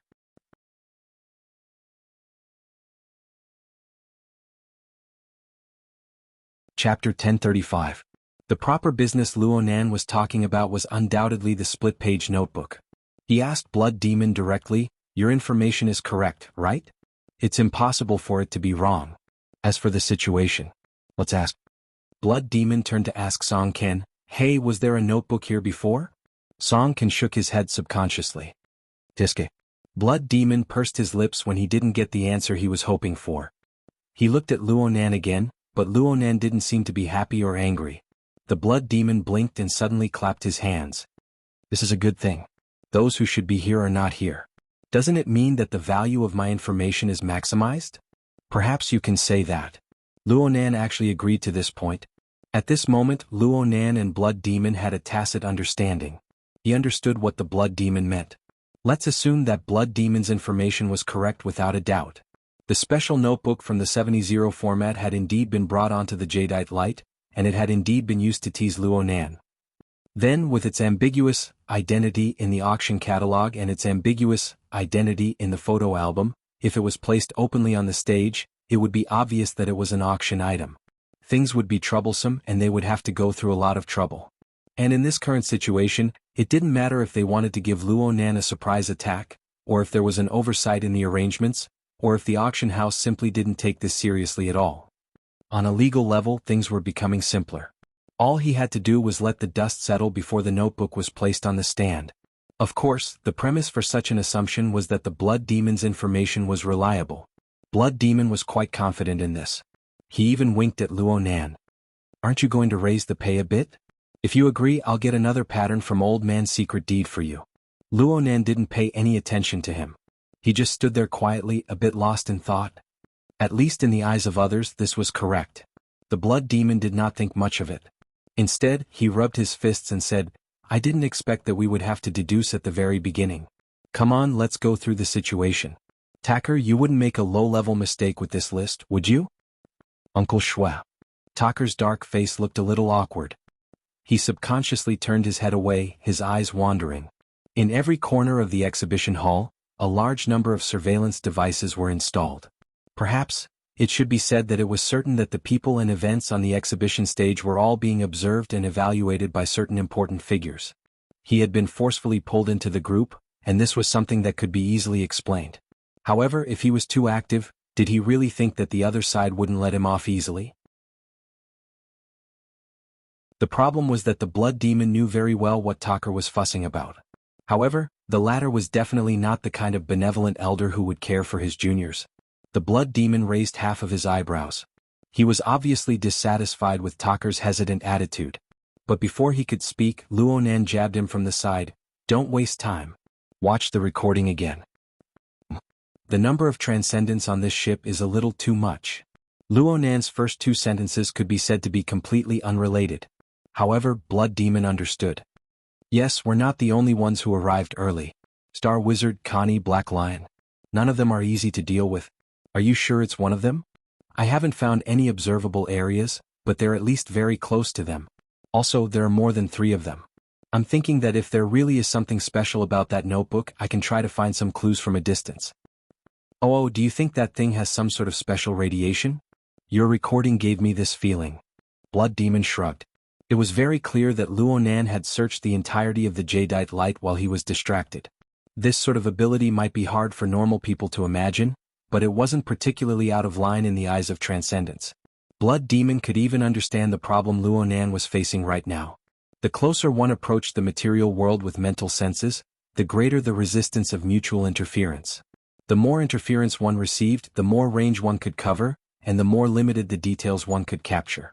Needless to say, the objects of observation included transcendents who could distort the laws of mental and material structure. Every single one of them, in their natural state, would form distortions and concealment effects against mental senses. Under these conditions, fuzzy positioning was relatively easy. However, overcoming interference and accurately searching for an inanimate object that wasn't large in size was indeed a difficult problem. Of course, this was a difficult problem, and it was a difficult problem of absolute high standards. For most mental abilities, their mental senses were limited by their talents and their physical and divine frames. Basically, the moment they were awakened, the frequency would be whatever it was. Whether it was near or deep space, there was no room for discussion. How could Luonan be like him? It looked like he could casually change frequency as easily as drinking plain water. Even that old woman, Death, which had to go through many years of tempering and cultivation in order to be able to freely jump and switch between several rather practical zones. There was no need to talk about other people. Therefore, only Luonan possessed this sort of way of thinking. Blood Demon could roughly understand, but he didn't agree with it. There's no need to go through so much trouble. We can just find them by ourselves. A few steps and a few words. This is a necessary social interaction. It's much more reliable than your hypothesis. Luo Nan persisted. It's a few steps and a few words per person, right? If we watch the recording, it might only take a few minutes. Blood Demon sighed. Brother, this is high-level intelligence from a secret channel. If I release it in public, I'll offend people. Aren't you selling me out? Luo Nan's true body wasn't here. Some things were more troublesome. Things like watching a recording lacked a built-in playback device, so it could only be played outside. It wasn't that Blood Demon didn't let it go before, but how could it be the same in a street cafe that was so far away from each other and a scene that was so closely related? Really? Luo Nan was very astonished. I thought that accompanying me to the booth was already a clear enough stance. Now it looks like the tolerance of a true god is more outstanding than I imagined. Or perhaps, the level of tacit understanding is higher? How could that be? Kids these days were far too sensitive. Blood Demon spread his hands under Wan Liuhua's gaze that was like a smile that wasn't a smile. If you want to watch, then watch. Even if I'm a good person, I'll do it all the way. Blood Demon's words were mostly to raise the price in a pitiful manner. He was quite straightforward when it came to doing things. Soon, the secret recording that had been played before was displayed once more on this booth. It naturally attracted the gazes of many people. Luo Nan didn't care about the external influence caused by the recording. He stared at the area of dim light and shadow that couldn't be considered particularly clear. A few seconds later, he suddenly asked, "Tell me, where was it at that time?"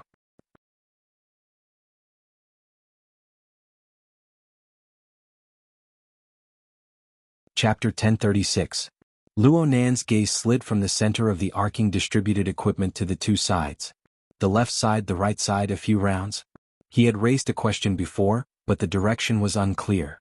There were even fewer people who could follow his train of thought, so no one had responded for the time being. Luo Nan didn't mind. He himself was organizing his train of thought. He muttered to himself, "It's definitely not the main central laboratory. Then is it the left claw corridor or the right claw corridor? Is it the front or the back?" Blood Demon looked over with a subtle gaze. The gazes of the others were more or less the same. Luo Nan's words more or less revealed a few things. And vice versa. These things weren't important. Luo Nan stared at the unclear video in front of him. He felt that Blood Demon's playback method was a bit conservative. Make it bigger. Do your best to restore it. Blood Demon rolled his eyes, but he still adjusted the size of the video according to Luo Nan's words. He restored it to the size of a human. Limited by the quality of the video, the entire image inevitably became more blurry. At first glance, it looked like a group of ghostly shadows flipping on the display stage. The people who saw the video for the first time really couldn't figure it out for a while. Blood Demon continued to advise, most of the time it's better to use your mouth than your brain. Thinking is better than socializing. If you want to find radiation from this, you might as well directly ask the content provider. Blood Demon turned to ask Bai Xinyan as he spoke, "What's his name again?" "He's the provider of this equipment. Horn Demon, right? Is he here yet?" Bai Xinyan smiled and shook her head. I'm not sure." During this short conversation, quite a few of the surrounding visitors and staff members tiptoed over. Some even came over. Some even asked the people on this side, causing a buzzing noise. Luo Nan still didn't care. From his perspective, according to the Toyama auction house's rotten nature, this video would most likely be played at the auction. Otherwise, how would they raise the starting price? Since they were all watching it, there was no difference between watching it earlier and later. Besides, he might be the one who watched the video the least compared to the people standing on the display stage. "Where do you think it is?" Luo Nan asked Bai Xinyan this time. He highly suspected that Bai Xinyan was the type of person who watched the video a lot. Bai Xinyan had been leaning against Luo Nan this entire time. She clearly felt the meaning behind Luo Nan's words and subconsciously moved away. She observed Luo Nan's expression. In the end, she smiled and shook her head. "I don't see it." He did not get an answer twice in a row. Luo Nan memorized the number, but he didn't continue to pursue the matter. It seemed that he was studying this video and he became entranced once more. However, when Bai Xinyan looked at his face, she saw that the young man's eyes had already closed. He only raised his head slightly to listen to the details of the voice in the recording, but it didn't sound like it. It was more like he was daydreaming, Could it be that there was some other basis in the unseen world that would help Luo Nan obtain an answer? If it were anyone else, Bai Xinyan would have most likely laughed it off. But since it was Luo Nan, she was a bit uncertain. From the analysis of various information chains, this was actually one of Luo Nan's most terrifying states. This was because no one knew what a master of mental senses like Luo Nan, who stood at the apex of humanity, could see and experience in the end. Perhaps, it wasn't even in the same dimension.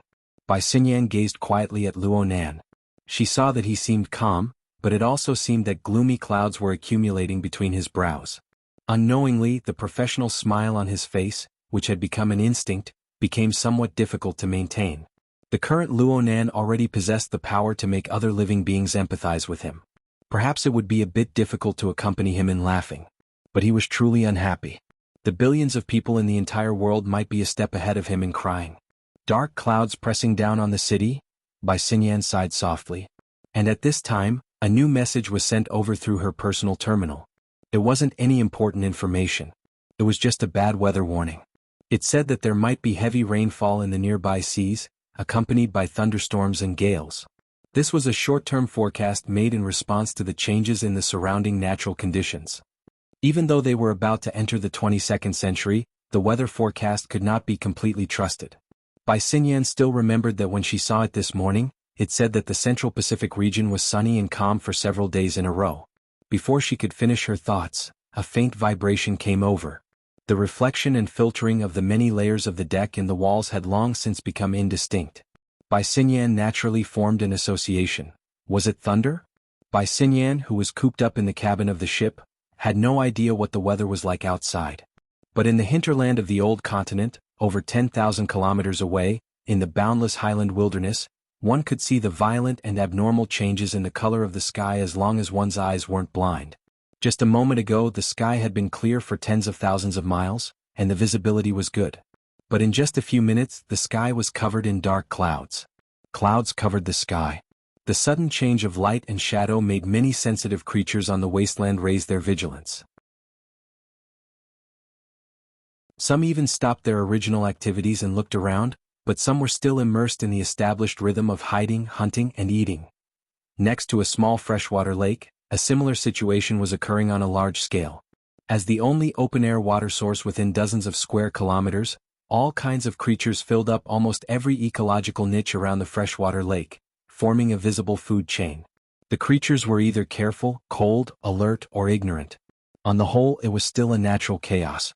At the corner of the small lake, a brown bear that had clearly shown a state of abnormality was there, gorging itself.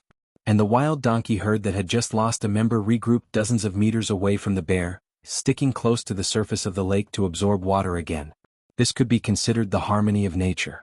However, in this realm of nature, there were still some elements that deviated from the whole.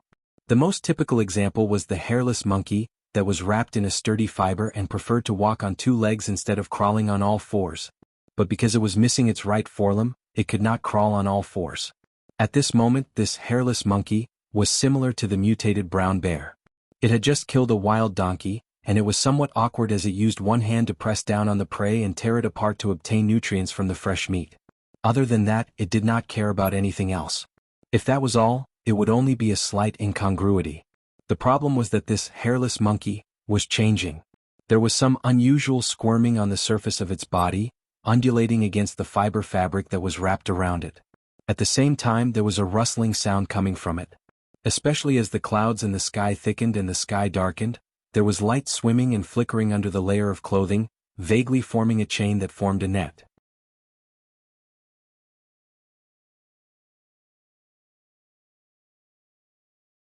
Chapter 1037. The hairless monkey didn't care about this change. In fact, with his current muddle-headed state, he was only focused on the prey beneath him. Eating was all he had to do at the moment. However, his eating process was also distorted due to the abnormality. At first he used his teeth to bite his prey, but at some point in time, all his teeth fell off one by one. That wasn't all. They also fell off. To be more precise, they were separated. There were also the muscles that his mouth needed to move. Before that, there was still the mask that covered his face. Soon, his entire face, including all his facial organs, was separated. At first, the parts that fell off were still barely connected by blood vessels and nerves.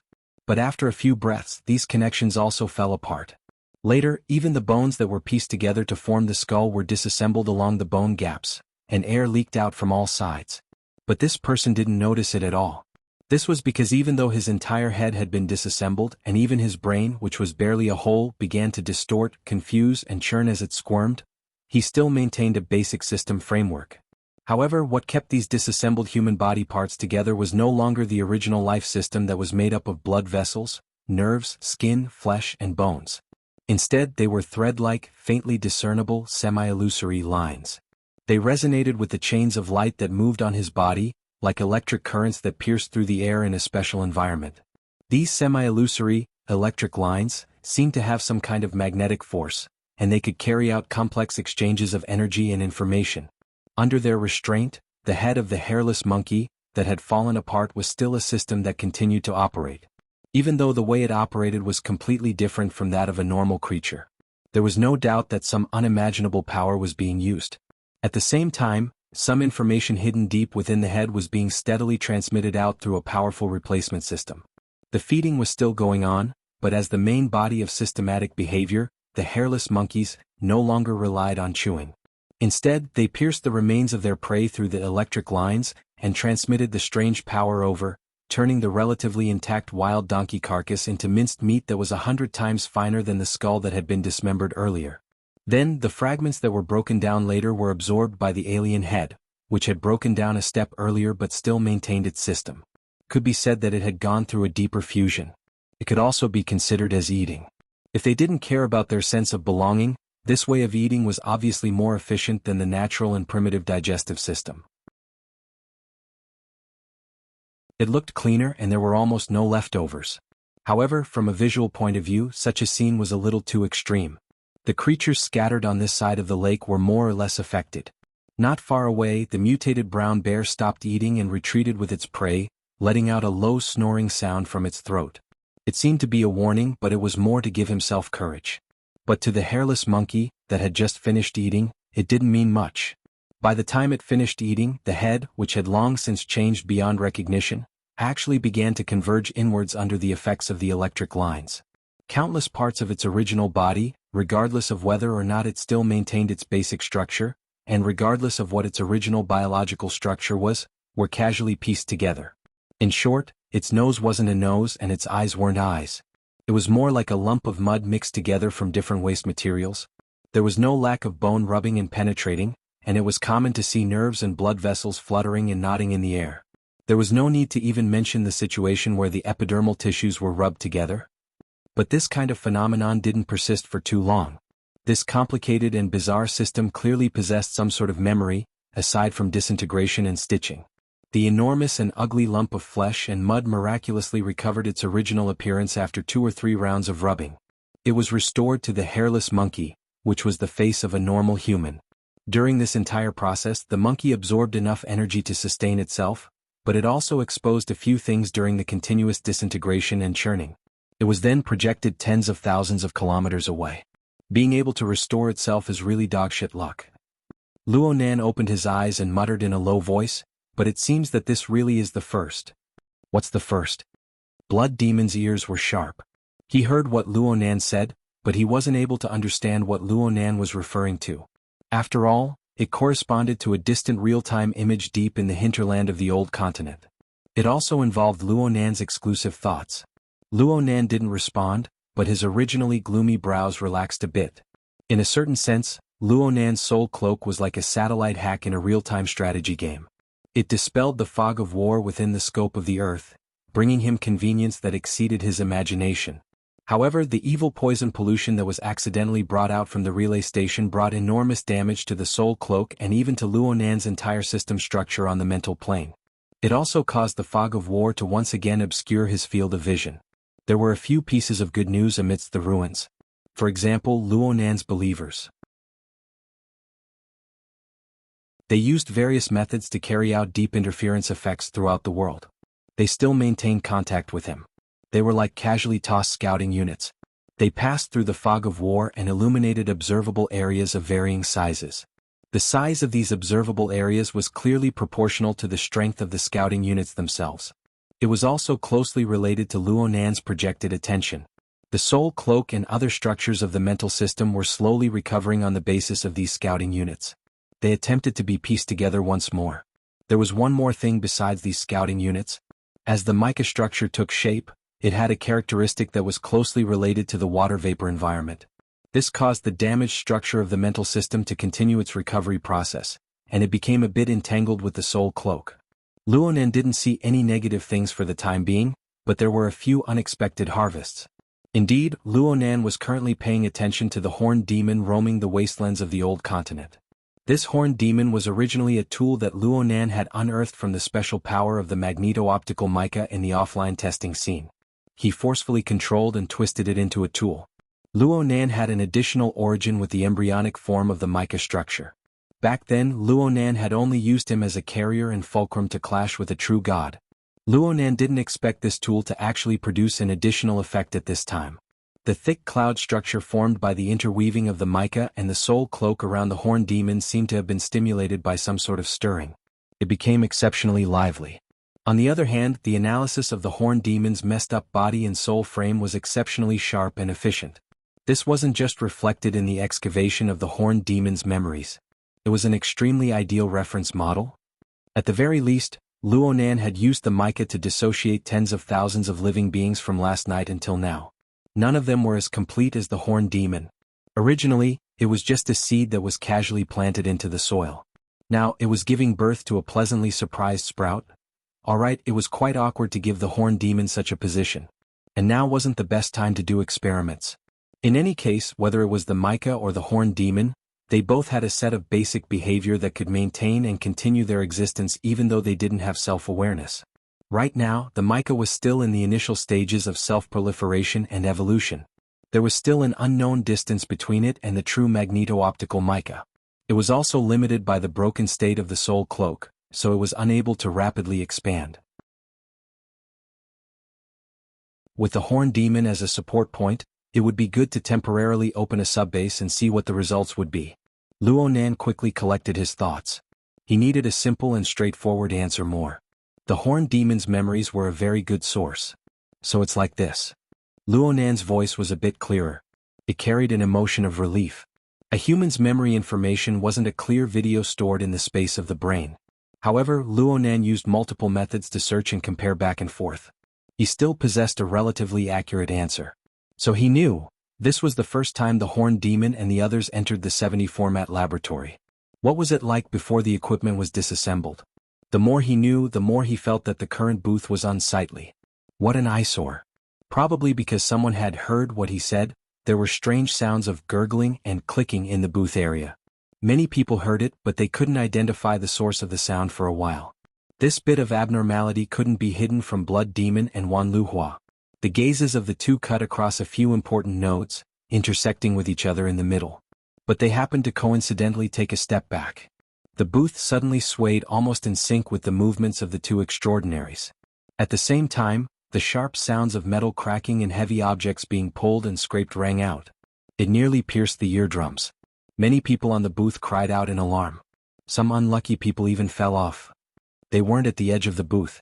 But the problem was that Luo Nan's restoration didn't move the equipment, but the booth itself. The arc-shaped booth cracked from its roots. Even though it was a relatively complex and precise steel structure, there were still quite a few auction equipment installed below it. The total weight of the equipment on the stage was several tons, but it still moved and tore away. The originally ordinary arc-shaped booth's front was forcefully pulled forward, forming a structure similar to that of a bull's horn. Of course, some people understood in their hearts that this actually had to be combined with the back half of the booth that was barely intact to form an overall layout similar to that of a crab. And this sort of deformation came at the cost of completely destroying the booth structure. As a result, enormous cracks were formed, smashing all of the booth's preset functions. It also destroyed the supporting points of the booth's steel structure. It was reasonable to say that the next step would be a destructive collapse. But the final visual effect was actually pretty good. Every single piece of equipment from the 70 Format Research Institute was still stable and solid, even though they were only supported by a small half of a broken steel plate and a support frame.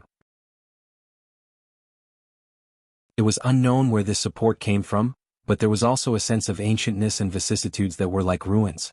So much so that the occasional sparks of electricity from the damaged equipment below the stage could be used as supporting elements to set off.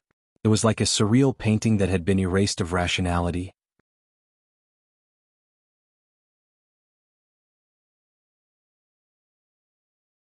Chapter 1038. In the middle section of the relatively intact booth, Blood Demon stepped on the steel plate under his feet. He felt the shaking sensation as if it could collapse at any moment. He rubbed his chin. To collapse or not to collapse? That's the question. What do you think? Wan Luhua had the standard standing posture of standing like a pine. In fact, through her extremely sharp senses, she was actually doing the same thing as Blood Demon. The booth under her feet had become a very interesting research object. However, Wan Luhua never said anything irresponsible. She calmly said, "This isn't my area of expertise. But no matter how I look at it, this effect is our doing, isn't it?" Blood Demon's fingers swiped across the torn and distorted equipment display area in front of him. Just as he said, this kind of strength method that could cut through metal and forcibly shift positions was the specialty of the fleshly adepts. It must be known that 90% of the booth was made of metal, and the total weight was several tons or more. To achieve such an effect in an instant would be difficult even if professional equipment was moved over. In other words, the fleshly adepts, who far exceeded the limits of the human body, possessed such an ability in theory. You're overthinking it. You don't have this sense of design. I can't stop them from collapsing either. In front of an expert, any quibbling was meaningless. Blood Demon admitted it directly. However, continuing with the previous question, he still found it difficult to make the corresponding judgment of value. Should I say this is a clever move or a stupid move? Just as they had discussed, the key to the scene presented by the current booth was not about tearing or destruction. Instead, it was about this sense of design. The entire steel structure of the booth had been torn to pieces. If one followed the normal laws of physics, this place should have long collapsed into a complete mess. One wouldn't even be able to find a place to stand. However, the reality was that the equipment used in front had only shifted along with the torn and distorted booth. This shift was carried out on a rather neat surface. Of course, the most difficult thing was to achieve normalized stability after the destructive shift. If the current floor of the booth was covered with a layer of boards, people would probably never imagine that the supporting area below would already be a mess. The two transcendents by their sides could create destruction that was 10 times or even 100 times more tragic than what they were doing now. The only thing lacking was this neat and tidy sense of design. It would probably require them to put in thousands or even tens of thousands of times more effort. How could he do it? This was because Luonan didn't directly destroy and tear apart the structure of matter to create displacement. Instead, he used sufficient soul strength to interfere with the structure of space and time. He forcefully bypassed the difficulties that would give even extraordinaries a headache. Luonan used a method that was countless times more difficult to achieve. You're from the mental side. You always like to go around in circles. Blood Demon grinned as if he had a toothache. Aren't you tired? This time he asked Luonan. In fact, he already knew the answer. It seemed that Luonan had calmly and effortlessly completed the dismantling and reassembling of the stage. His water vapor body had turned somewhat incorporeal and transparent. Thankfully, while the Blood Demon and Wan Luhua were chatting, the water vapor clone became normal again. Luonan just nodded at the two extraordinaries. He then stared at the new booth, deep in thought. The redesigned layout of the equipment seemed to fit Wan Luhua's taste very well. She smiled and shifted her gaze from left to right. She even asked for confirmation. The location of the recording should be near the 7th device on the right. There's a row of bookshelves missing there. In the end, it can't be perfect. Wan Luhua rarely took the initiative to speak, so Luonan had to respond. But between the lines, Luonan was still dissatisfied with the current situation. I'm afraid some things fell apart when they were dismantled. These things are all for show now. None of them are plugged in. Also, the space is too cramped. In the end, they can't stretch out. Blood Demon chuckled twice. You're dissatisfied? Don't you see the people who set up the venue? They want to cry but have no tears. It must be known that there was actually an elevator below this booth. It was closely linked to the main venue. With Luonan's actions, the scheduled auction venue might be completely ruined. Blood Demon looked at his watch. It was 2:57 in the afternoon in T-City? There were still 5 hours. It was very clear that the conference affairs team was going to be tossed around. Blood Demon was rejoicing in other people's misfortune when he suddenly felt something was wrong. He turned around and saw Luo Nan and Wan Luhua staring at him. What's wrong? Aren't you going to put the recording in the right position? Yeah. Only now did Blood Demon discover that he had become the legendary projectionist. Yes, a technical job? My ass. The corner of his mouth twitched, but he still followed Blood Demon's instructions and transferred the entire recording to the position indicated by the two. He was honest, but he was a technical worker. It was more appropriate to grumble a bit. You finally remember to look for the notebook. What were you doing before? Life always has a sense of ritual. Luo Nan had a serious expression. Reconstructing it once. My mood is better. It's easier to stimulate inspiration when my mood is on the right path. Blood Demon laughed dryly without saying anything. On the contrary, Wan Luhua asked with interest, So, have you found your inspiration yet? Yeah, I'm still looking. No matter how well Blood Demon did his work in the early stages, no matter how much he understood Luo Nan, he couldn't help but roll his eyes at this time. Wan Luhua responded with a smile. No rush. There's plenty of time. Luo Nan felt the kindness in her words. Though he didn't quite understand where it came from, he still responded with a smile. Actually, Luo Nan's train of thought was quite clear by now. The information from the Horn Demon's memories gave him the most direct direction. Actually, this point was also reflected in the recording. He just wanted to make it clear. At this time, the recording restarted once again. It reached the stage where a certain person flipped through the pages quickly. A close-up shot of the notebook's title page was shown on the screen. Luo Nan didn't continue watching. He exhaled softly and lowered his head. Soon, the surrounding people heard a wave of soft murmurs. The murmurs came from Luo Nan's mouth. They had a certain rhythm, rising and falling, cycling back and forth. The murmurs were far too vague. Most people couldn't hear the contents clearly. Of course, this didn't include the two extraordinaries. Whether it was Blood Demon or Wan Luhua, they both possessed perception and discernment abilities that surpassed ordinary people. Therefore, they could hear the murmurs clearly. The murmurs were short sentences that were like rhymes.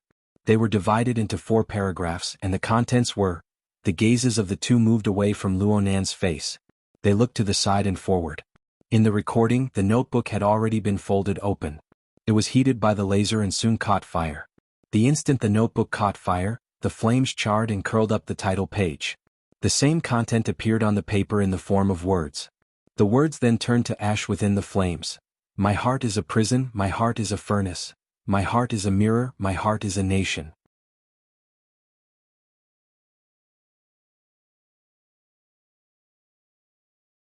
Chapter 1039. There were quite a few intelligent people on the stage. Bai Xinyan was definitely one of them.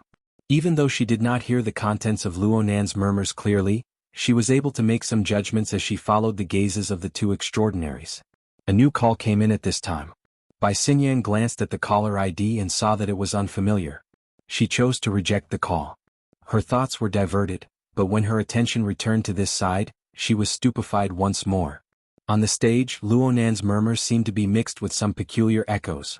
It sounded like the faint sound of thunder that could be heard before, but after several refractions, it became inexplicably clear once more. Bai Xinyan wanted to make a further analysis, but she saw Luo Nan raise his head. She did not know when his lips had closed. He gave a deep glance at the equipment on the stage, then he turned around and left. Anyone who saw this action would be stupefied. Completely subconsciously, Bai Xinyan strode forward to follow him. Aside from her, Blood Demon and Wan Luhua, these two extraordinaries actually followed Luo Nan's lead. At the very least, they had curious expressions. Even Tucker wore a bitter expression as he followed behind Luo Nan in silence. The people who had been watching the liveliness in the surroundings had long been scared out of their wits by the unforeseen event on the stage. They saw Luo Nan take the lead and step down, and each and every one of them hastily retreated to make a path. As for the other side of the stage, only Song Kan and the others were left. They were either on the stage, below the stage, or in the cracks. Each and every one of them was dumbstruck. They did not know how to react. Tell them to stay a bit further away. Luo Nan suddenly spoke. His thoughts were jumping wildly, but his direction was still unclear. They can't blame others if they get lost in a bit. Bai Xinyan was barely able to grasp the rhythm. She turned her head to glance back and said, The stage will be cleared. It won't collapse, right? Blood Demon turned his head as well. He swept a few glances, then rubbed his chin thoughtfully. Luo Nan shot a glance at Bai Xinyan, not saying much. Bai Xinyan responded with a smile. She followed Luo Nan very closely, but at this moment she certainly couldn't hug him anymore. She just forced herself to walk side by side with Luo Nan and tilted her head to look at his profile. In the end, Bai Xinyan didn't have the ability to peer into people's hearts. All she could see in her eyes was Luo Nan's gentle facial contours. His gaze was probably looking straight ahead, and his pursed lips possessed a bit of maturity and rigidity. Luo Nan was able to relate to the current situation. Many of these had been damaged by the childish fine hair on the corners of the young man's lips and cheeks. It was pretty much universally recognized by all sorts of research.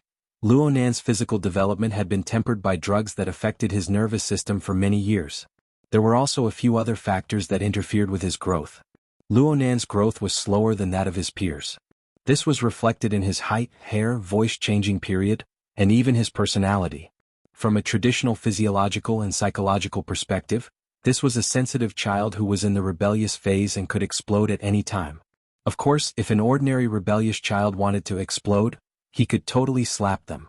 But for Luo Nan, for this psychic expert who possessed inhumanly powerful strength, the so-called explosive point was not the least bit exaggerated. Perhaps the earth would explode with a single slap. And from Bai Xinyan's perspective, the most dangerous thing about Luo Nan was that he had obtained his profound theoretical system from who knows where. It could be said to be complete and self-consistent. He had his own view and judgment of the external world. Moreover, he could turn the unfathomable thoughts in his mind into reality in a matter of minutes. He didn't need external help. This caused Luo Nan's way of doing things to completely break away from the traditional model. It made people unable to predict and dispel. There were many times when everyone was still suspicious, but the situation had already intensified to an irreparable stage. Just like right now. Bai Xinyan could already smell the scent of losing control. Every step she took seemed to intensify the drumbeat of the curtain being drawn. But she had no way to deal with this. Why do I have to think of a way? Bai Xinyan laughed self-mockingly. She adjusted her breathing a bit, thinking about adjusting her mood before making a plan. And at this time, she suddenly noticed that quite a few people in the audience who were making way for them were reacting strangely. The attention of the audience was somewhat diverted, especially to the area where the group of people had already passed. Some people were inexplicably sizing up all around. Some were even tapping their ears. There were also some who were whispering. Bai Xinyan could hear a bit. For example, the echo is too loud. The stage is still collapsing. Let's stay a bit further away. And so on. A sound? When this thought became clear, Bai Xinyan's heart suddenly tightened. Yes, a sound. She turned her head to look at Luo Nan. The young man beside her was still pursing his lips. His gaze was looking straight ahead. This was clearly his first time coming here, but he had unknowingly become the leader. God knows where he would lead this group of people to. Well, the most crucial question right now was, Luo Nan had clearly shut his mouth, but the surrounding air still floated with a muffled shockwave. She carefully discerned, the murmuring was still there. It even stirred up the echoes of melancholy thunder. Of course, this thunder was not really thunder. At the very least, it wasn't just thunder. It wasn't just sound waves conducted through the air. It was dark clouds that pervaded above the sea of consciousness. It was a strange creature that rubbed against the front of the antennae of consciousness. Bai Xinyan felt that it was like a sharp blade. It was like a gun barrel that was spinning in front of her forehead. Then everything became clear. Luo Nan's will vibrated in the void, generating endless echoes. Such vibrations were absolutely impossible to circulate within the exhibition hall of Area C-12. They had probably already. On the other side, Blood Demon blew a whistle. He rejoiced in Luo Nan's misfortune as if he wished for the whole world to be in chaos. Star Shaman has said hello. He's in Area A, right? He's not there. Luo Nan's response was without rhyme or reason, but everyone around him understood. Bai Xinyan sighed soundlessly. It was very clear that with Luo Nan's actions, the entire jadeite light, from top to bottom, inside to outside, no one would be able to escape. The restless thunderclouds really were hovering above their heads. You need to be careful. With that damned witch's nature, she might borrow this disciple to get involved. It's fine as long as she hasn't, Luo Nan responded casually. He then asked, who's with him? I don't have your abilities. She didn't take the initiative. Oh, it's Connie. She said hello. Headquarters actually sent her to act as an advance party? It's her? That makes sense. Luo Nan recalled this person. She was Constance Dalei, a female extraordinary. She was known as the strongest boundary master of the inner world. The two had fought briefly in Chan City. He didn't think too much about it. He continued to sift through. There are two in Area B. They should both be fleshly bodies. They're very solid. Luo Nan's choice of words was very subtle. Next is Area C. Luo Nan paused for a moment. Then he grinned and said something unrelated. Her Majesty Empress Wu seems to be coming over.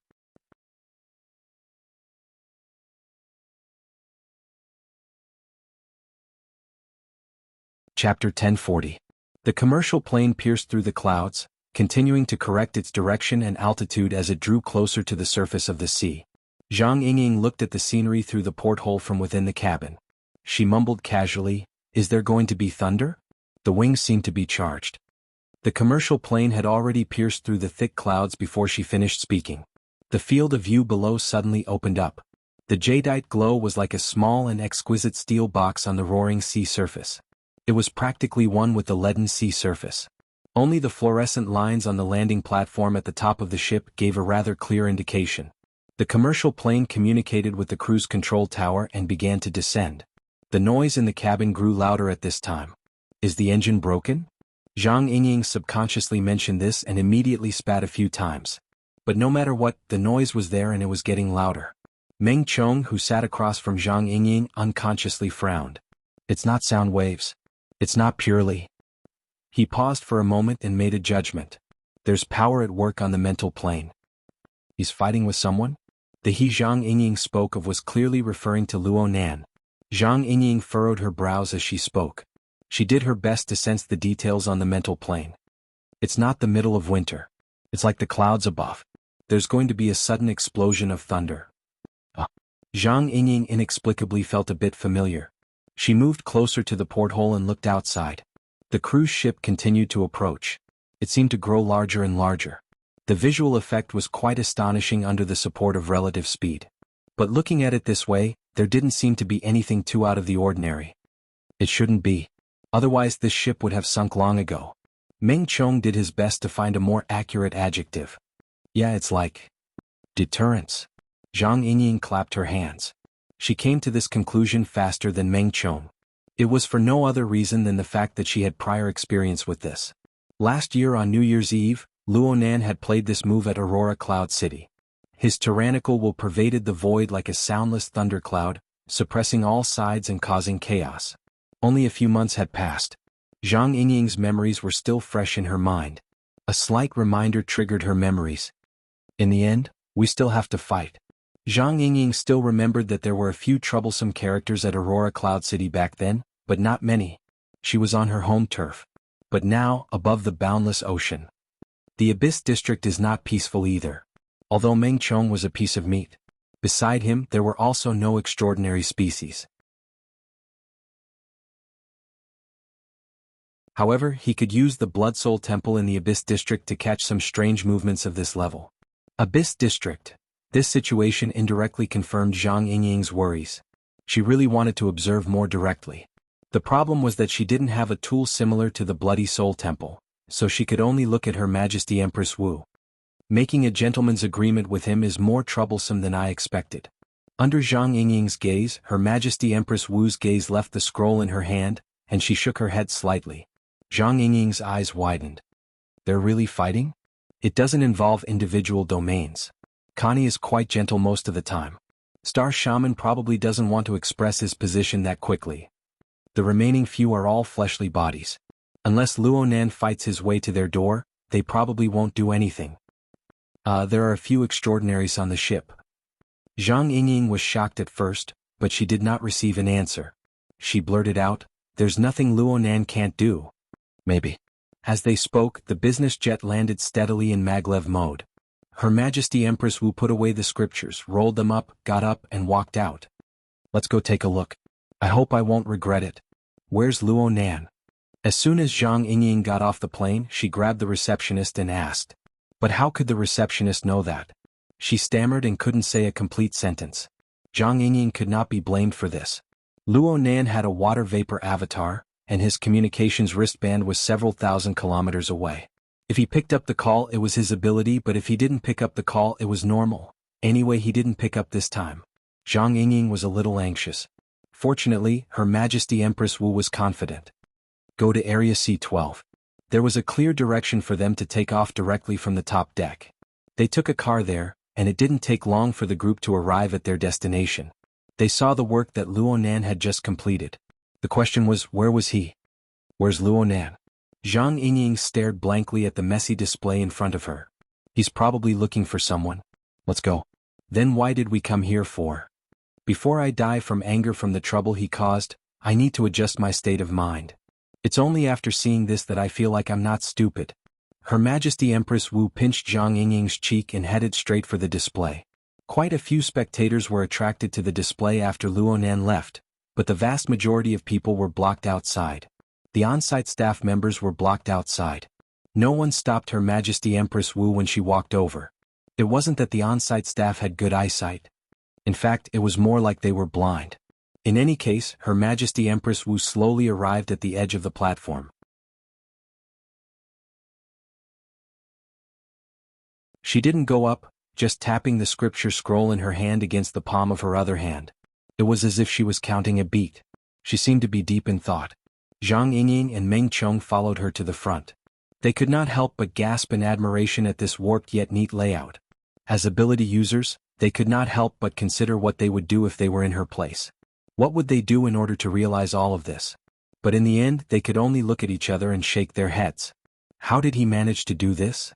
Zhang Yingying asked, not understanding. Probably. It's an ability that can continuously affect the structure of space and time. This answer was quite clear. However, the one who responded to Zhang Yingying wasn't Her Majesty Empress Wu. It was a woman's voice, but there were a few intentional or unintentional breaks in her words. There was a hissing sound between her words. It carried a mysterious and even sinister flavor. Zhang Yingying jumped in fright.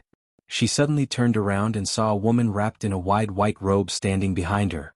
The woman had just lifted the hood off her head, revealing a delicate and pretty face. An explanation was an explanation, but the woman's gaze wasn't on Zhang Yingying at all. She only stared at Her Majesty Empress Wu, who had just turned around. She spoke with an exceptionally cold tone. Wu Zhao, this is the big trouble you've brought. Yakani. This is the big trouble you've stirred up. Zhang Yingying stuck out her tongue.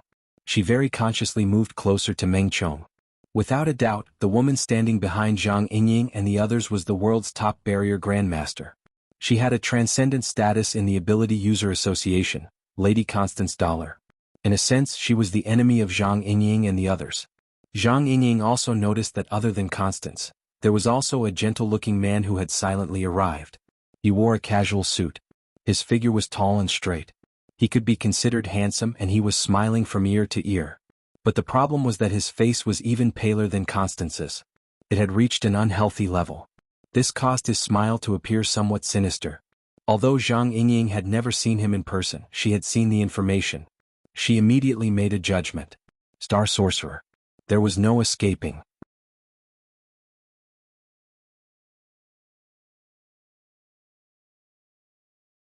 Chapter 1041. It seemed that these sorcery guys were all similar. Zhang Yingying had once heard from Her Majesty Empress Wu that although Constance Dalai, a female extraordinaire, had formed her own school of thought when she was young, she had been taught by the necromancer. The two of them had quite a bit of history. Now it seemed that this was indeed the case. As Death Witch's proudest disciple, the star shaman's relationship with Constance was obviously not ordinary. However, Zhang Yingying did not know that extraordinaires from Jade Light had entered the venue so early. After all, if not for Blood Demon's interference, they would have only arrived at 8 o'clock in the evening. These two had come so early. It couldn't be that they had nothing better to do and were sunbathing on the ship, right? Her Majesty Empress Wu also asked, "You came so early. Are you going to tour the exhibition hall a second time?" No. I just want to see with my own eyes the ability of Big Trouble to cause trouble. Star Shaman seemed to be better at socializing than Constance, so he automatically took over the conversation. Her Majesty Empress Wu glanced at him. Just go and greet him. He hasn't gone far, right? We are more interested in his work, his plastic arts. Star Shaman smiled as he spoke. When he curled his lips, he looked a little handsome, provided that his pale, almost transparent skin was ignored. It's because of this that we can endure the noise of his abyss area. We didn't know that he has a hobby of chanting scriptures in the abyss area. Chanting scriptures. Has this happened before? Her Majesty Empress Wu seemed to be asking the obvious, but Zhang Yingying thought about it seriously. I don't think so. He's already weird enough. If he chants scriptures every day, what will happen? At this point, Zhang Yingying glanced at the Buddhist scriptures in her boss's hand and stuck out her tongue again. It seemed that she had accidentally poked someone she could not afford to offend. Ah no, it was the person who paid her salary. Her Majesty Empress Wu did not care. After all, Zhang Yingying did not truly understand what was happening in the abyss area. She tapped the scripture lightly on her palm and turned her gaze back to the exhibition table. He was already emotional, and he was egged on by Blood Demon. God knows what state he's in now. But there has to be something exciting in it. Constance stared intently at the shattered exhibition stand and replied simply, "That's right, it's not a big deal. Maybe. There's no harm in asking." The star shaman made a pointless suggestion. However, the gazes of the three extraordinaries turned to Song Can, who was still in a daze on the stage. Zhang Yingying blinked. An eyewitness? Where have I seen him before? The star sorcerer added, he should be in charge of one of the departments in the Deep Blue Laboratory. Constance recognized it too. The Western Pacific Observatory. It's the organization in charge of observing and researching the spatial interference between the Deep Blue world and Earth. Her Majesty Empress Wu smiled. I remember. When the coordinates were announced last year, it was him who recorded the explanation video. I always thought it was a secret organization. To be able to hide the exact coordinates of the Deep Blue world until last year, it's an impressive achievement. It was hard to tell whether Her Majesty Empress Wu's words were sarcasm or praise. The other two transcendents pretended not to understand. There would definitely be differences between the headquarters and the branch in the sharing and handling of some critical information. This circle would also definitely be different from that circle. There was no need to explain any of this. Song Can stopped on the display stage for a long time. He had been given quite a fright by Luo Nan before, but it wasn't to the point where he couldn't recover his wits until now. There was another reason why he stayed behind. This was because he sensed that the display stage, which seemed to be in pieces, was currently displaying a deep content that was extremely closely related to him. At the very least, it was related to the project he was in charge of. Song Can wasn't an ability user. At the very least, he wasn't an ability user in the traditional sense. However, he was able to sit in the position of the person in charge of the observation center. He was able to sense the familiar smell of intercourse in the plane of time and space within this area of approximately 100 square meters. Perhaps it wasn't as strong as the smell that appeared between the spacetime of the Deep Blue world and Earth. However, the feeling that came and went, the feeling that seemed real and illusory, was simply like a beautiful dream. It made him unwilling to wake up. Therefore, he clearly knew that problems would arise if he stayed here for too long. The staff at the scene had indeed tried to clear the area and persuade him to leave, but he still persisted in bringing the researchers under him and nailing himself to the display stage. He wanted to see if he could discover more valuable clues. Right now, the most frustrating thing was that the equipment of the observation center couldn't enter. Distant yet distant, huh? Someone spoke behind him. Yes, that's the smell. Does it feel like a reflection or a link? Oh my, the word link is used too well. Song Can clapped his hands in praise. Only then did he realize that something was wrong. He suddenly turned his head, and then he saw that a few more people had unknowingly come up to the display stage. He felt like the space on the stage that he could still stand on was filled to the brim, as if it could collapse at any time. Song Ken's first thought was to protect the scene. He subconsciously shouted, "Hey you guys!" As soon as his voice sounded, reason and a sense of danger rose from the bottom of his heart. You guys are Madame Dollar. Song Can finally recognized one of them. He became even more flustered. He recognized Constance Dahl because the gloomy and mysterious lady had often come to his observation site and the observation area of the observation site in recent years to conduct research and experiments of supernatural nature. Even if he wasn't someone from the inner world circles, he still knew how terrifying this lady was. Then he was able to distinguish that two of the people traveling with Madame Dollar were listed in the list of highly dangerous personnel. They were all big shots that he couldn't afford to offend. Song Can broke out in a cold sweat again. He had yet to think of a way to deal with this, but then he discovered that Madame Dollar didn't plan on bickering with him at all. She just placed him in the position of an eyewitness and asked him a few questions about Luo Nan's words and actions. Of course, Song Can said whatever he wanted to say. In the end, he couldn't help but ask himself, can we talk about something closer to the theme of the display stage? He thought too much and his brain heated up. He couldn't help but ask the big shots in front of him, Mr. Luonan, did you use the display stage to anchor something? Her Majesty Empress Wu, Constance, and the star shaman faintly discernible exchanged glances. They were also observing each other's thoughts. In the end, the star shaman laughed and said, why do you say that? Can you sense it? Song Can felt a bit regretful as soon as he spoke, but he couldn't control his rationality at this time. Whether it was the external pressure or the emotions in his heart, they all forced him to say what he wanted to say. Sense it? No, I didn't. Maybe it counts? I'm saying that this continuous phenomenon, which seems to deviate from the law of gravity and center of gravity, is very likely because there's something supporting or complementing it. It's right in front of us. At the very least, it can be verified with the results of observation. I'm talking about the past.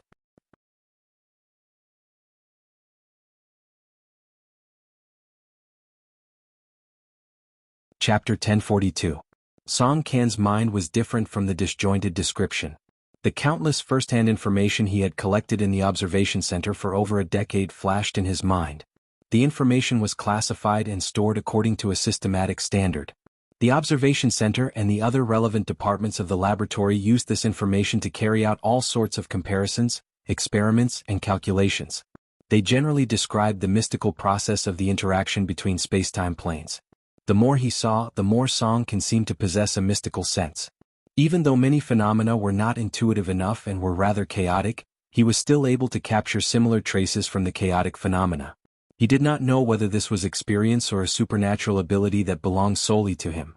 It's not easy to see this step. Before Song Can, the tall and slender beauty holding a scroll in her hand softly praised him. Oh, this should be Her Majesty Empress Wu, an important character in this auction.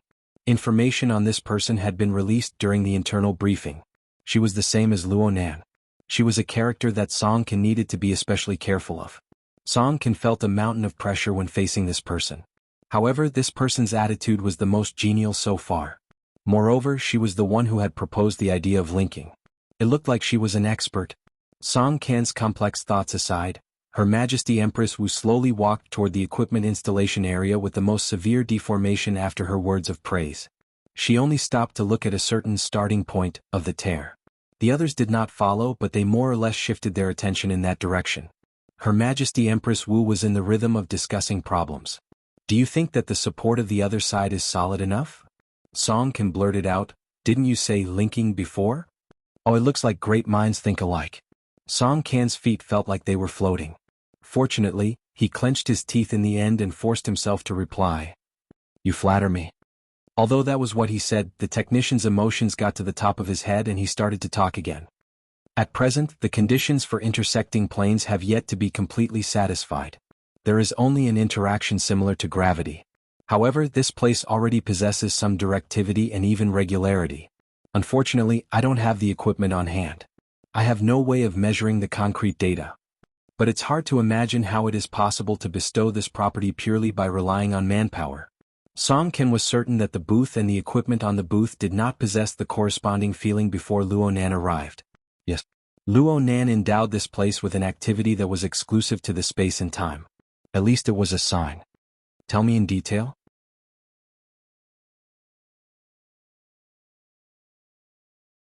Not only Her Majesty Empress Wu, but Ms. Delay was also interested in having a deep conversation. This greatly satisfied Song Kan's vanity, but at this time, he saw the subtle looks in the eyes of a few researchers nearby. His brain started to work. Just now, what did he say? What he said was all sensitive information of the observation center. If he continued, it might be leaked. Speaking of which, it might have already been leaked. For a moment, Song Kan was a little confused. What should he say and what shouldn't he say? He couldn't help but fight in his heart. But before the battle was over, the expressions of the big shots in front of him all changed subtly.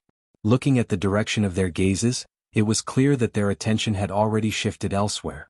Song Kan felt a little stifled in his chest, but it was not just an emotional impact. His chest was indeed stuffy.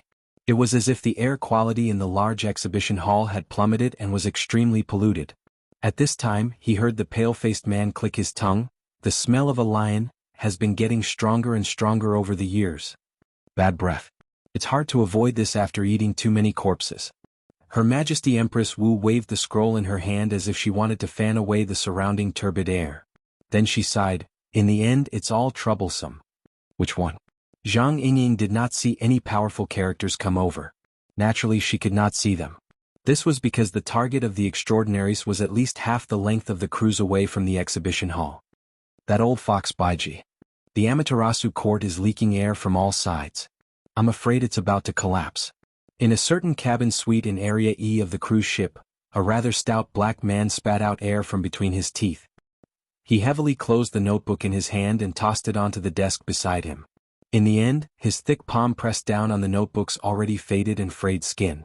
He forcefully crushed it twice, so much so that one could hear the friction of the paper underneath. For a moment, the man even wanted to put in more effort and crush the notebook into pieces.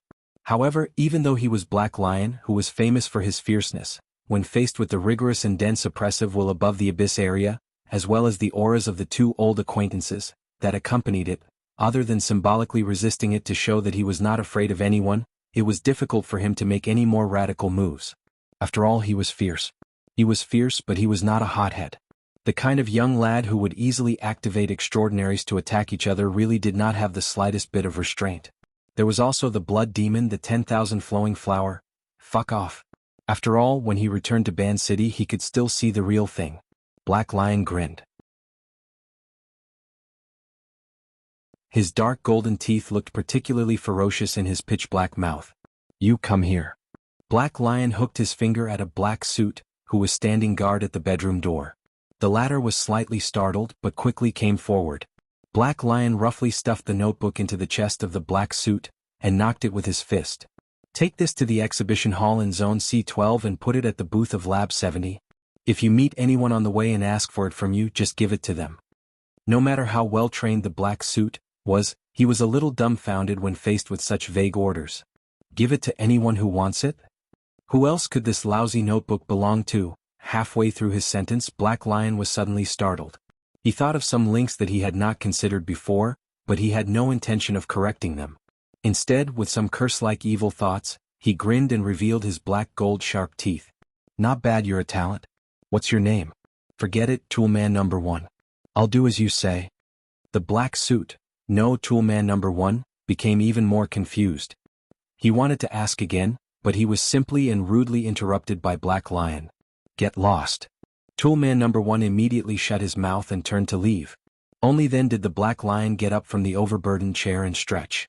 His thin clothes were almost about to be torn apart by his huge stomach. Black Lion was already used to this. He swaggered to the door of the bedroom and pushed it open.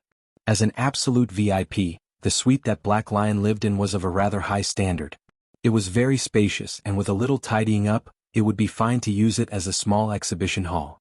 However, when he entered the bedroom, he suddenly felt that it was much more cramped. The reason was simple.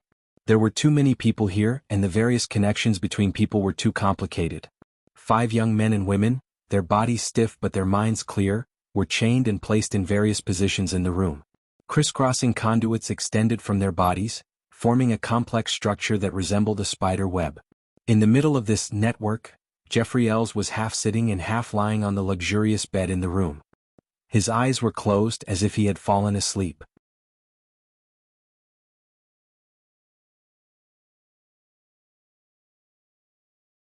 Chapter 1043. In the catheter, the dark red blood was drawn from different directions and from different people. It carried different genes and different deep-seated components. It returned to the same destination by different routes and entered a bright red sarcoma-like container, where it was mixed up. At the very least, it looked like it was stirring. It transformed into a turbid gray liquid. Then it passed through the surface of the sarcoma-like surface and extended slender tentacles. It was injected into an already open container component below. If Luonan was here, he would probably feel that the special equipment component below, which was folded and relaxed according to the structure of the container, looked very familiar. This was because this was the portable workbench that he had previously used to extract medicinal ingredients. Of course, it was just a similar type. The current portable workbench was much more advanced than the ordinary one that Moya had paid for, and its functions were also much more powerful. The blood drawn from different people passed through the initial smelting of the sarcoma-like container in the middle. Then it entered the portable experimental vessel for a second extraction. It passed through the relevant instruments for testing. After confirming that there was no doubt, it was injected into Jeffrey Ayres's blood vessels. The injection of these components was like injecting life force into him. Jeffrey Ayres' rapid breathing slowly calmed down. His rusty red skin also gradually returned to normal. Correspondingly, the 5 young men and women responsible for transfusing blood to him weakened at a visible speed. The rapidly proliferating feeling of fear gave additional wear to his body and mind. Some of the girls were already in tears, but no one cared about them. Old Ayres himself was in average spirits. He was extremely tired under this abnormal state. However, he still opened his eyes when Black Lion walked to the front of the bed. He stared at him calmly, maintaining the manner he should have. Black Lion revealed a mouthful of black gold teeth. This kind of vanity is meaningless. You need to sleep. Old Ayres slowly raised his hand and gently slapped his forehead. He spoke hoarsely, another failed product. There's no need to emphasize the mistake you made. In any case, your memory function isn't reflected in this failed experimental product. Black Lion casually twisted a catheter beside him. He even used his thick finger to flick it. Right now, you can have the laboratory create another one. I heard that you recently found a collaborator. He's a gene trafficker and catalyst expert. His single cost has plummeted, right? You're talking about Luo Yuan. I don't trust him. When faced with one of his own, Old L's tone was much slower than usual. Every rise and fall of his voice seemed to require extra strength. However, this way of speaking allowed others to hear every important information in his words. Luo Yuan's ability is unique, but I don't trust the so-called ability that can't be replicated by machines, no matter how good it looks. Are you talking about me? The Black Lion grinned again. You still haven't found a machine that can replace me. Old L shook his head slightly. With the face of a strong man, he spoke the words of an old man. This is different, son. Shut up. The Black Lion changed the topic. Instead of thinking about that, why don't you think about how to appease the people in Clay's lab? Of the 6 test subjects in Group AB, if you snatched 5 of them, it would not be easy to extract enough energy from their blood to last you the entire night. Then increase it. Old L's gaze landed on the sarcoma container that was suspended in midair. Without any hesitation he said, doesn't he still have Team C? 3 or 4 more should be enough. I can't just focus on Clay's side. No matter what, I have to give Mao Xingye some face. I still have a few big orders waiting for him. The Black Lion patted his belly. Speaking of which, Clay's side really put in some effort. The quality of these test subjects is very high. They're controlled at the critical point of the 2nd to 3rd phase transition. The nourishing power is unexpectedly pure and clear. It's indeed useful. Forget it. Let them prepare first. I'll go around the ship and see if there's anything more suitable. If it really doesn't work, I'll catch a few fish in the sea. It'll make do. However, Old L's was being stubborn here. No, there's no such thing as make do in my dictionary. Shut up. At your age, if you talk too much, the room will be filled with the smell of rotten apples. The Black Lion ignored Old L's request. He turned around and left the room. Old L's was not angry, at least on the surface. He only tried his best to widen his eyes and stared at the fat figure of the Black Lion as he left. The Black Lion's figure had nothing to do with being fit and tall, but Old L's gaze was fixed on him. It was as if he was looking at the most outstanding beauty and the most delicious food. The sound of the door opening and closing rang out. Old L's closed his eyes again and swallowed hard. After adjusting his breathing, he gave an order to his personal attendant. Wang Yong and Tu Go. Let them come over. Instructor Wang is already on the way. As for Mr. Tu Go, he seems to be taking a stroll on the ship. I'll contact him now. Forget it. Let him be. Old L's retracted his order, but he quickly added another one. Get the rest of the experimental subjects over. Tell Clay that I approve of his experiment. But tonight, he's destined not to be the main character, so don't waste your effort. Yes, sir. The personal attendant knew that Old L's could not see him, but he still bowed respectfully and quickly went out to make arrangements.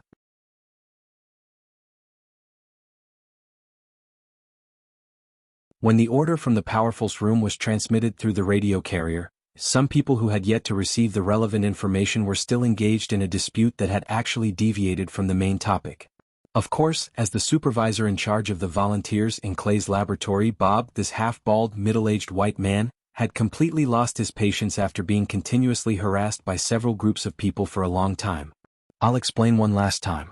The reason why Team C can go on stage is because there's a problem with Team AB. According to the agreement, it's their turn. Bob spoke very frankly, but this matter could not be resolved with a frank attitude. Yuichi had already started slamming the table. If there's a problem with Team AB, how are you going to ensure the safety of Team C? In the face of an unstoppable force, being able to go on stage is the greatest safety. Bob also slammed the table. Fortunately, Smith kept mediating. Only then did he suppress his anger and say a few more words. For Smith's sake, Mr. Yuichi, I think you're lucky enough, especially your child. I suggest that after this matter you can buy a Powerball bet. Perhaps it will create a rich asset that is not inferior to your current net worth. I've already revealed enough. I don't want to make trouble more troublesome. I only hope that everything will become simple. Now let's act according to the contract. As Bob pressed the bell, black suits that resembled human weapons surged in and invited Yuichi and Smith out of his temporary office.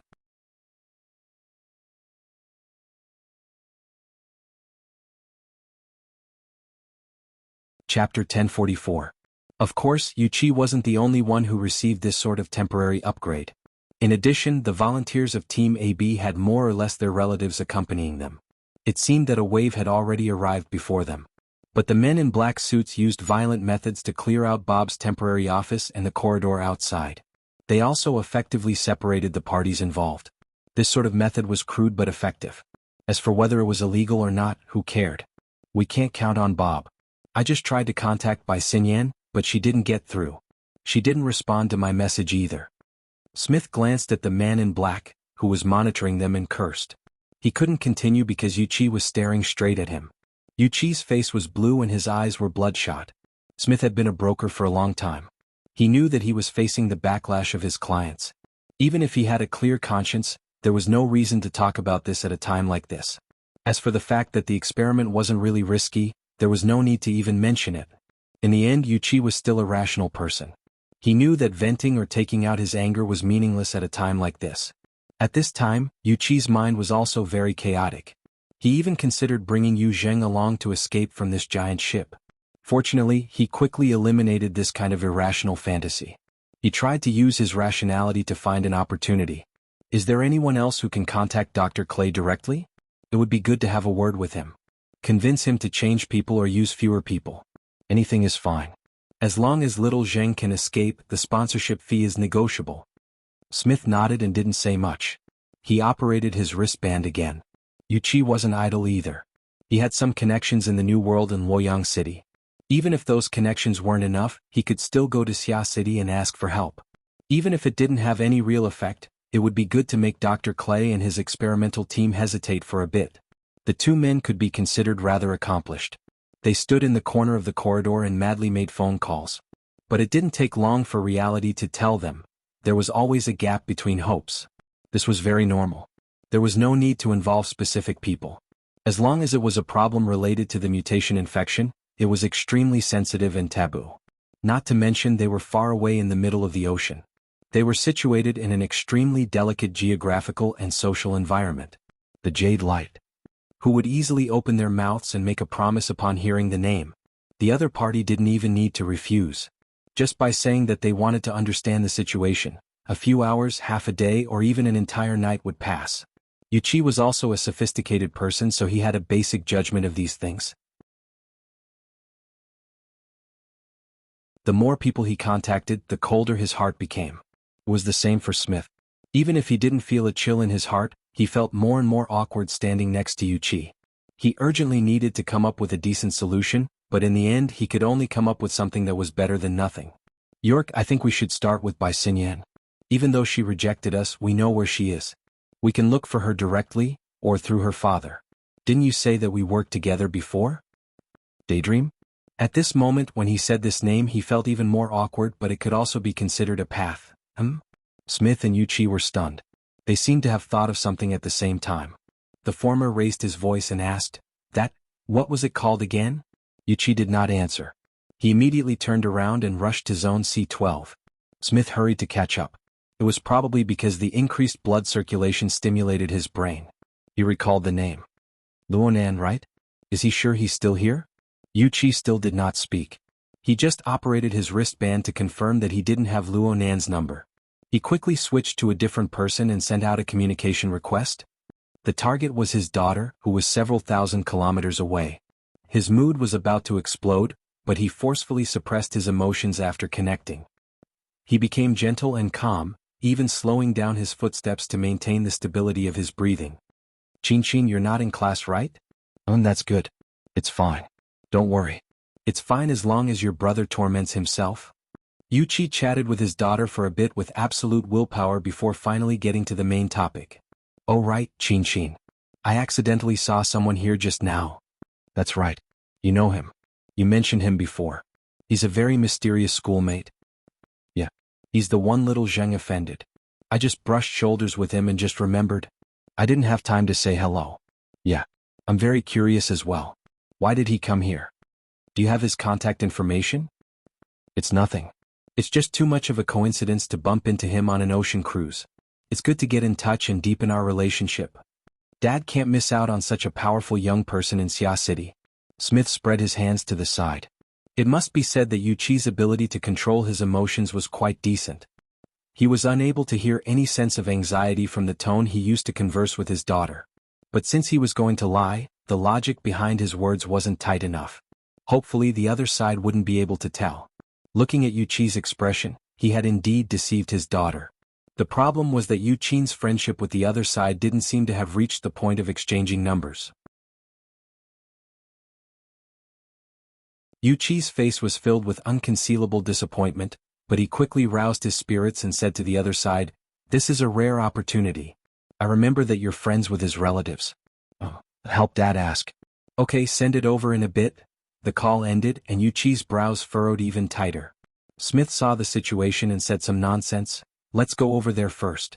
Maybe we'll bump into him. Yuchi didn't know what he was thinking. He was a bit absent-minded. Smith called out to him and he woke up with a start. He tossed the little doubt that he hadn't straightened out to the back of his mind. He nodded in agreement and sped up again. Naturally, he didn't know that thousands of kilometers away in Xia City 6th High, his daughter had already made a decision. She dialed a number that she claimed she didn't know. On the cruise ship, which was as complicated as a maze, almost everyone had their own goal, whether it was an internal drive or an external drive. Toolman number 1 accepted a strange order and found the express passageway leading to Area C. He entered an elevator that was on the way. He came out in a hurry. He didn't even wrap up the hot notebook with anything to cover it. It wasn't appropriate to hold it in his hand. In the end, he did what Black Lion did and put it in his bosom. The problem was that this notebook was really hot. That wasn't a description. Toolman number 1 was in the outer circle of the inner world. He was certain that this notebook definitely possessed some special magic. Ever since he put it in his bosom, it had been emitting heat. It was so hot that it made one's heart wrinkle. At the same time there was a slight vibration.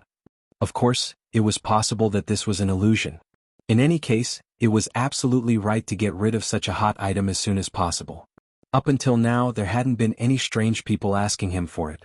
He just hoped that the elevator would hurry up and enter Area C's exhibition hall so that he could put the item in its proper place.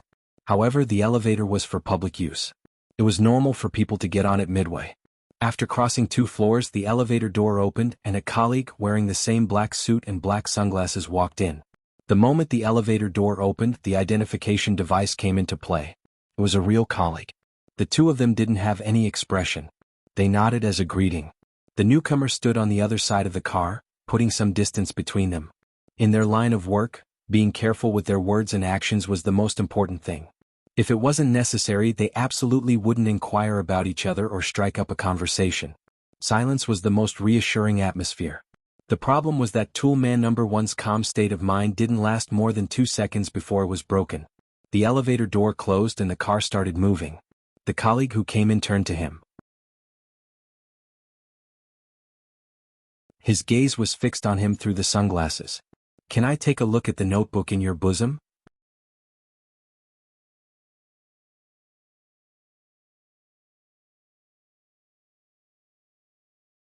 Chapter 1045. The colleague spoke very politely, and he had a magnetic subwoofer that made other men envious.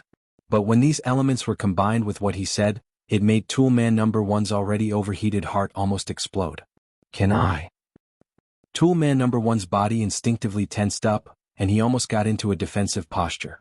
But at this moment, Black Lion's instructions flickered in his heart. If you meet someone on the way and ask for it, just give it to them. This order dispelled all his subjective initiative. Toolman number one was stunned for half a second before he hurriedly took out the notebook from his chest and offered it with both hands. The colleague also politely received it with both hands. He rubbed it twice in his hands as though he was inspecting the material. Then he opened the notebook and flipped through it. Toolman number one very consciously blocked out the following scene.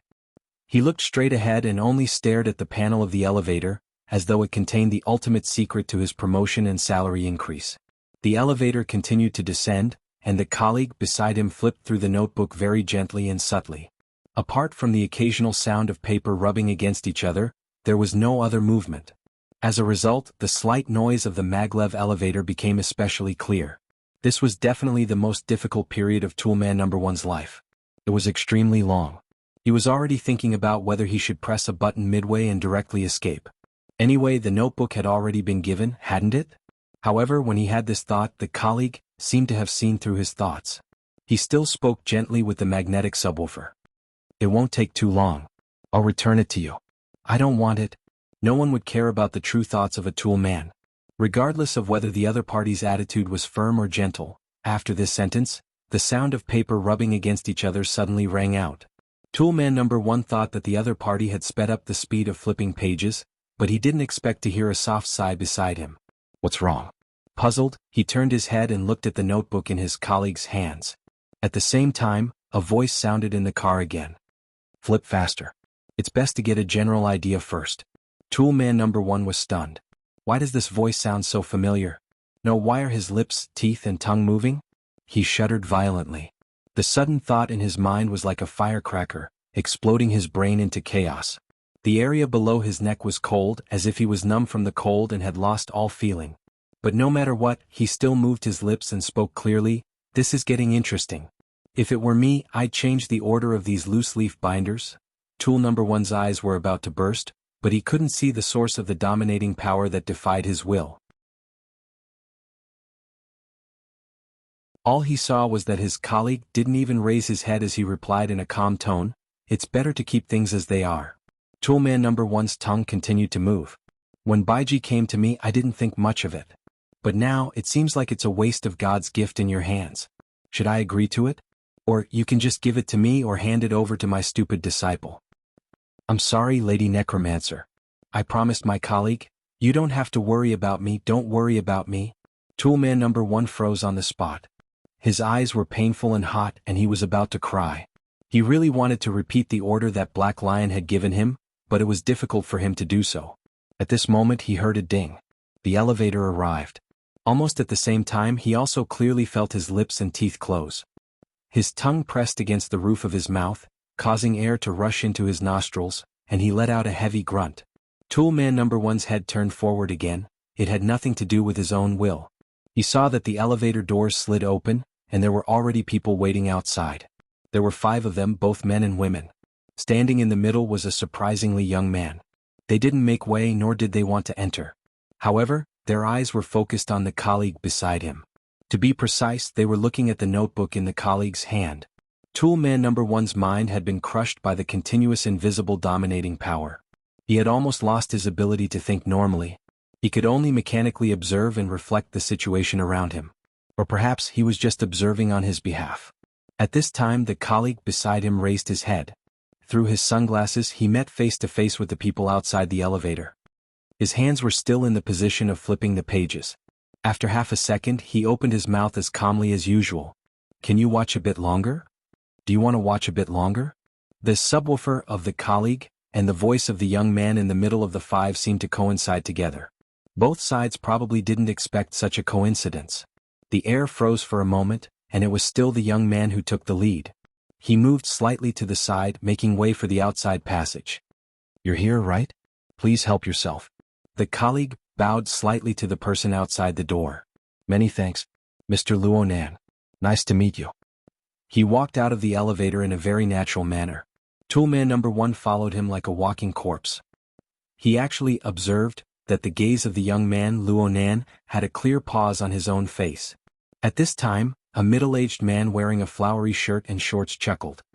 "Brother Tugu, you dumped your boss again?" The colleague slightly raised his eyes and nodded toward the flowery shirt middle-aged man. "Hello, Mr. Blood Demon. I don't have any missions for now." Blood Demon introduced the young man Luo Nan. "His name is Tugu. He's the most carefree security personnel in the world. He leaves his employer and runs all over the world." "Alright. He's been employed by Wang Yu for many years. If there's a conflict, you must be careful of him." "Oh, is that so?" Luo Nan's gaze moved away from Toolman No. 1's face and turned to look at Tugu. Right now he was like a young man truly driven by curiosity. Though he agreed to 2Ge's request to borrow the notebook, he quickly walked over to 2Ge's side. He stood shoulder to shoulder with Tugu and they watched together. Of course, Luo Nan was at most 170 centimeters tall.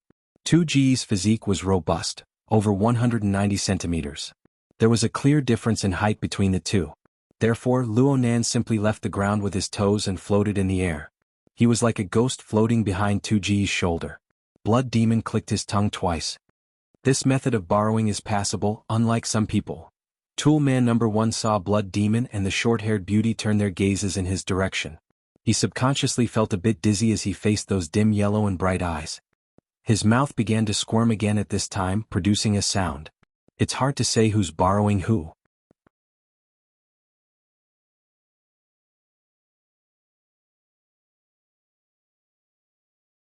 Chapter 1046. The words spoken by Death Witch, who was controlling Toolman No. 1, were clearly provocative. However, Luo Nan didn't pay any attention to her. He was still like a backstage spirit with no sense of existence. He flipped through the contents of the notebook with Tugu. He looked at whatever Tugu looked at. He had a very good temper. Forget about Death Witch, even Blood Demon and Wan Luhua didn't expect Luo Nan to be this calm. Luo Nan, who had an eccentric personality and was especially sensitive when it came to family matters, to be this sensitive. This wasn't just the case on the surface. The elevator room everyone was currently in was approximately 30 square meters. It was quite spacious on the cruise ship. However, if 5 extraordinaries or the convergence of extraordinaries' consciousnesses were included, the space would suddenly become narrow. Everyone was a highly sensitive person. Their bodies and souls formed their own domains. They were so close to each other, and their energies intertwined with each other on the mental plane. They needed to be especially careful in controlling their energies, and their minds were more or less stretched. Under these circumstances, any fluctuations on the material and mental planes, especially clear hostility and malice, could lead to a tense and even uncontrollable situation. It wasn't just the people present. The extraordinaries in the other areas of the cruise ship, and even some of the weaker mental experts, all sensed the powerful tension that suddenly converged and balanced each other. For a time, the mental space projected by the tens of thousands of living beings on the jadeite light became a bit quiet. The chanting that reverberated within grew louder and louder. It had to be said that the 2 key figures in the elevator hall were doing exceptionally well in the current situation. One was Tugu. He held the fatal notebook in his hand. It could be said that he was standing in the eye of the storm. But from beginning to end, whether it was when he was communicating with Death Witch in the elevator car or when he saw Luo Nan after the elevator doors opened, he never revealed any hostile intent. The energy and blood of his body were restrained and well organized. There was not the slightest bit of sharpness. To be able to do this in an environment filled with extraordinaries was not easy. Admittedly, there was a factor in his personality, but his ability to restrain himself was truly admirable. The other person who did this extremely well was Luo Nan. No one knew why he was able to be this calm. Ripples formed from the short mantra of 16 words still reverberated within his sea of consciousness and above the abyss. They were arranged like scriptures and filled with fine smoke. They were constantly announcing the existence of his will. However, it was merely an announcement. With the passage of time, the thunderous impact from the very beginning gradually faded away, probably around the time when Black Lion sent the notebook out of the country. On the mental plane, Luo Nan's power functioned just like his own mental senses. It flowed naturally, faintly discernible. Even if there were occasional fluctuations, they did not bring about any direct pressure or threat to the sensitive extraordinaries on the ship. At most, she would think that he was too noisy, but you should at least allow a transcendent to be a little willful, right? This was the right of the strong. This peculiar sense of existence, from the initial ostentatiousness, slowly settled down until people got used to it, achieving a kind of running-in result. Moreover, Luo Nan had been able to protect these results up until now. Be it when he saw Tu Gu or when he faced the death, which he maintained a certain level of stability. He completely ignored the latter's provocation. No one knew what he was thinking, at least no one could detect it. As a result, the death which couldn't find a chance to act up. That was quite impressive. Blood Demon subconsciously scratched his chin. A few hours ago he had evaluated Luo Nan, saying that the young man was quiet and didn't have any substantive ideas. He was pushed all the way to his doorstep. Now, could this be considered as a counterattack? Practically everyone in the elevator room had their own plans, but they restrained themselves. The atmosphere wasn't tense, but it was rather stiff. This elevator room was one of the fast passageways connecting Area C and D, so the flow of people was quite dense. In the eyes of the extraordinaries, such an odd atmosphere was rare and precious. However, Bai Xinyan, Tucker, and the others were more strained. And so on and so forth. At least 2 waves of guests had already passed through this place and they had been scared back. Finally, Tu Gu flipped to the last page of the notebook. Just like in the elevator, he sighed softly. His fingers even flipped back a few pages as if he wanted to read it one more time. Luo Nan didn't stop him, but in the end, Tu Gu still closed the notebook. He turned to the side, pulling away a bit from Luo Nan, and returned the notebook with both hands. Many thanks. Luo Nan actually didn't take the notebook in the first instance. Instead he asked, "You're not going to read it? I can't understand it and I can't tell it apart. Let's not read it." Luo Nan nodded. He extended his hands and took the notebook back, achieving a handover that made most people sigh in secret. A second later, Luo Nan flipped open the leather cover of the notebook.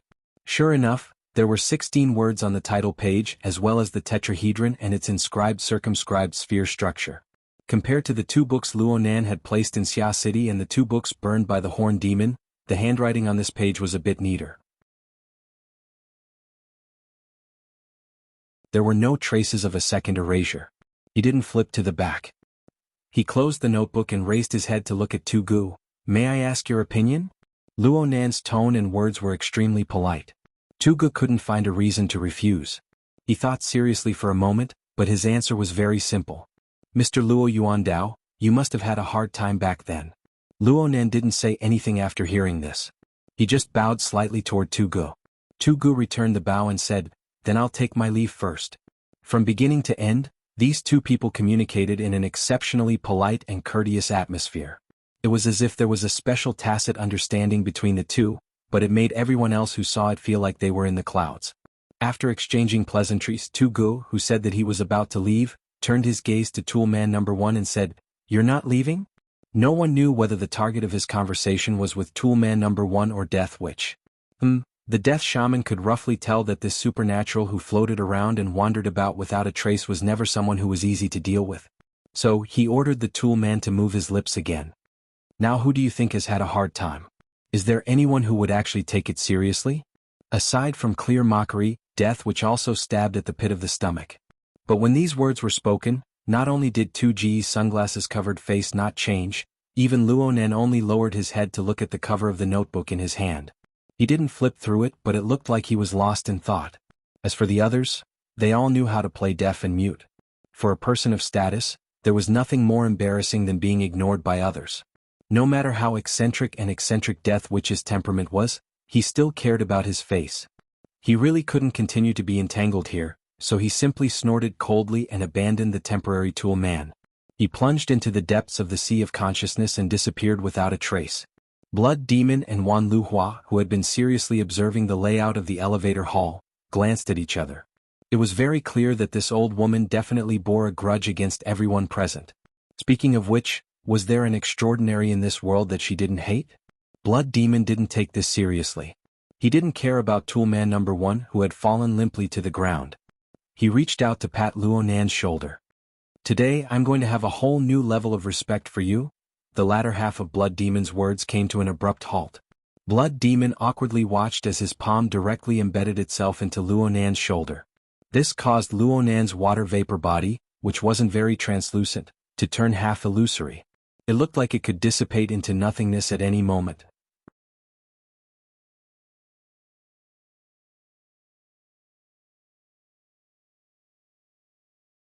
Chapter 1047. In the exhibition hall, everyone was discussing the hook Luo Nan left behind. They were guessing the subsequent developments and changes. It was a very deep and interesting matter.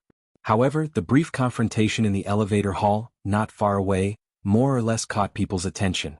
For normal people, the Jade Light was a city on the sea. The space was vast and the content was rich. One might not be able to finish playing it in a week or two. However, for existences on the level of extraordinaries, this giant steel ship was basically no different from a small dinghy when they clashed and fought with each other. There was practically no buffer, especially for the mental side. Plus, everyone had their own standpoints. The scene of a chaotic battle was enough to make one's scalp ache. As his thoughts changed subtly, the discussion could be postponed for the time being. Constance and the Star Shaman bade farewell to Her Majesty Empress Wu and left together. Star Shaman walked away from Her Majesty Empress Wu's line of sight, and his footsteps clearly sped up. Constance followed without batting an eyelid. Her gaze was slightly lowered as she watched Star Shaman's fingers twitch unconsciously as he walked. She frowned, but she did not say anything in the end. Constance did not speak.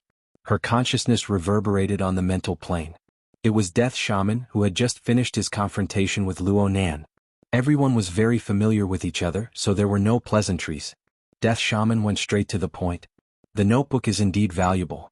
At the very least, there is perceptible, metaphysical information sealed within. That bastard Bai Ji. He just wants the world to be in chaos. Constance was a bit puzzled. Luo Nan seems to have gotten the news a bit too early? Bai Ji is looking for external help all over the world. He might be deliberately leaking information. How big is this circle? There are more than one or two blabbermouths. Death Shaman did not like wasting time on such boring matters. He was a bit impatient. Are you done yet? Immediately. Star Shaman finally joined in. His teacher's powerful consciousness gave him a lot of pressure, even for an extraordinary like him. To reach a state of coordination and sharing required considerable skill, patience, and trust. Although it was said to be, immediately, it had to wait until the two extraordinaries carried Death Shaman's drifting consciousness back to their own rooms. Only then did they truly reach a state of perfect coordination. Star Shaman did not delay any further. His right hand directly drew in the virtual workspace, reproducing the chaotic lines, words, and graphics that Death Shaman had seen in the notebook. Obviously, this was controlled by the Death Witch's consciousness. But now, no one cared about these minor details. The three extraordinary consciousnesses were all focused on these simple yet messy handwriting, attempting to rearrange and deal with them. But how could it be that easy? Constance was one of the top spirit formation masters in the world, and he had a deep understanding of ancient and modern runes and symbols. However, he was still at a loss as to what to do with the runes before him. Who knew what these messy words and images were pointing to? There wasn't even a direction. This is an observation record, the Death Wizard suddenly said. Teacher, you mean, I don't know what the object of observation is, but the writer of this notebook tried to describe it, but he was unable to do so, resulting in a terrible physical and psychological state. The Death Wizard's consciousness continued to flow, like a breeze coming from an unknown place in the cabin, seeping into the muscles and bones. By directly touching that notebook, I can sense chaotic and restless power, despair and stubbornness. Different sources, but they've been twisted together to form an unrecognizable monster. However, it was sealed by the words and graphics on the title page. Constance and the Star Sorcerer exchanged glances, but there was no doubt. The Death Wizard was publicly recognized as the most authoritative shaman in the world. She could go back in time and foresee things. Her judgment, be it evidence or intuition, was very persuasive and had the power to guide others. Of course, Constance and the Star Sorcerer were transcendents with great confidence, so they wouldn't believe whatever the Death Wizard said. But this kind of explanation was a direction, right? Following this train of thought, the Star Sorcerer tried to think in a relatively reasonable direction. There's no order to the pages in the notebook and there's no pattern. From a single page, it doesn't seem like a direct depiction, or at least not a mechanical copy. Otherwise, there should be a simpler method and a clearer visual impression. Constance understood what he meant. Then it's very likely an object that can't be described directly, or a target with mental pressure. Just like what many religious texts say, do not look directly at God. None of the three transcendents present believed in the so-called gods, so they naturally replaced the words with a powerful unknown existence. Perhaps this was still a fantasy, but at least this train of thought could continue. The Death Wizard took the initiative to lead the conversation. It could be a living thing or it could be a series of more complicated and strange things. No matter what, it would be a very strenuous task to depict it with Luo Yuandao's abilities and methods at the time. He obviously couldn't use any equipment. He had to first observe and understand it, then record it in a way that allowed for practical use. He could only rely on his brain and hands. Sometimes he succeeds and sometimes he fails. And these, as well as the scattered scribbles on the notebook, are the accumulation of the results of his failures. The Star Sorcerer's arm twitched and the virtual workspace was destroyed. Clearly this wasn't his own will. The Death Wizard never wasted her energy on meaningless things. Her time and energy were too precious. Recovering from the results of a failed observation is something impossible. What's left on the notebook are fragments that have been clumsily translated, lost most of the information, and reduced dimensions. And the value lies in the fact that they actually exist. Constance always found something positive. This is that lunatic Luo Yuandao, right? That's the value of his existence. The Death Wizard's thoughts became more and more erratic. At the very least he saw a world that we couldn't see. He touched upon a level that he shouldn't have touched upon. He left behind bits and pieces. Unfortunately, they're all trash that can't be recovered. And this is probably one of the reasons why he's able to survive until now. The Star Sorcerer ran through the information regarding Luo Yuandao in his mind. So, is this the reason why he went crazy? The Death Wizard's thoughts laughed. He forcefully accommodates things that cannot be digested. He chases after treasures that he doesn't have the qualifications to possess. He doesn't know that this thing will break his stomach when it enters his digestive system. When it enters his thinking system, it will burn his brain.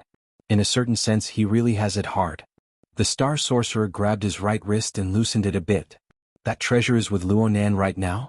Yes, this connects to the current hot topic. Luonan? The Death Wizard muttered to herself for a moment before sneering. He will have it harder in the future. If there's a future.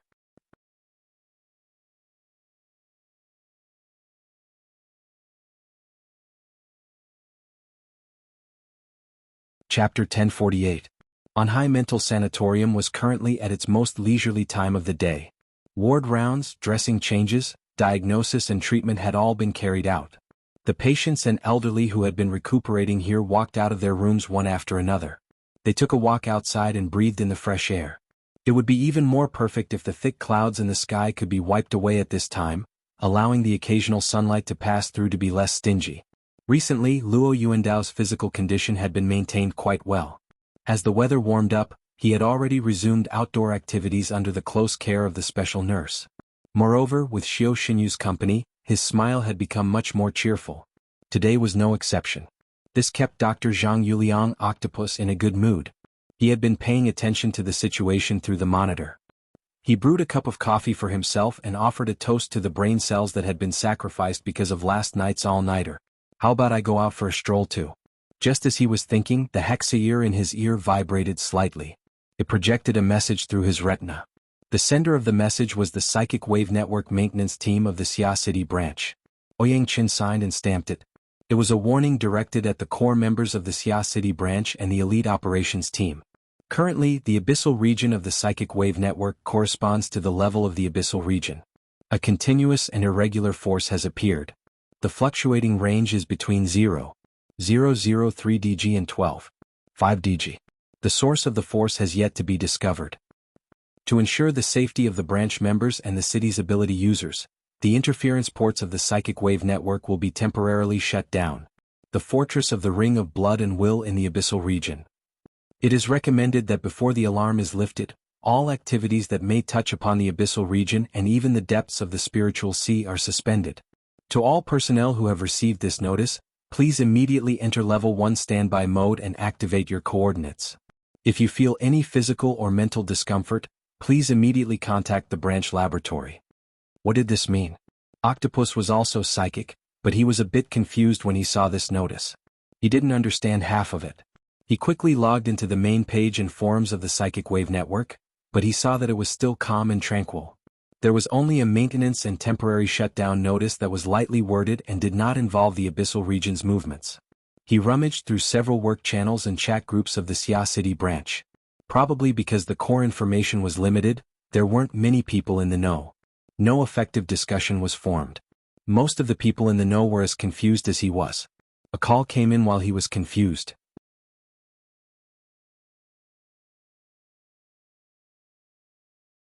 It was Bamboo Pole. When the call connected, the person on the other side asked, "Are you all right?"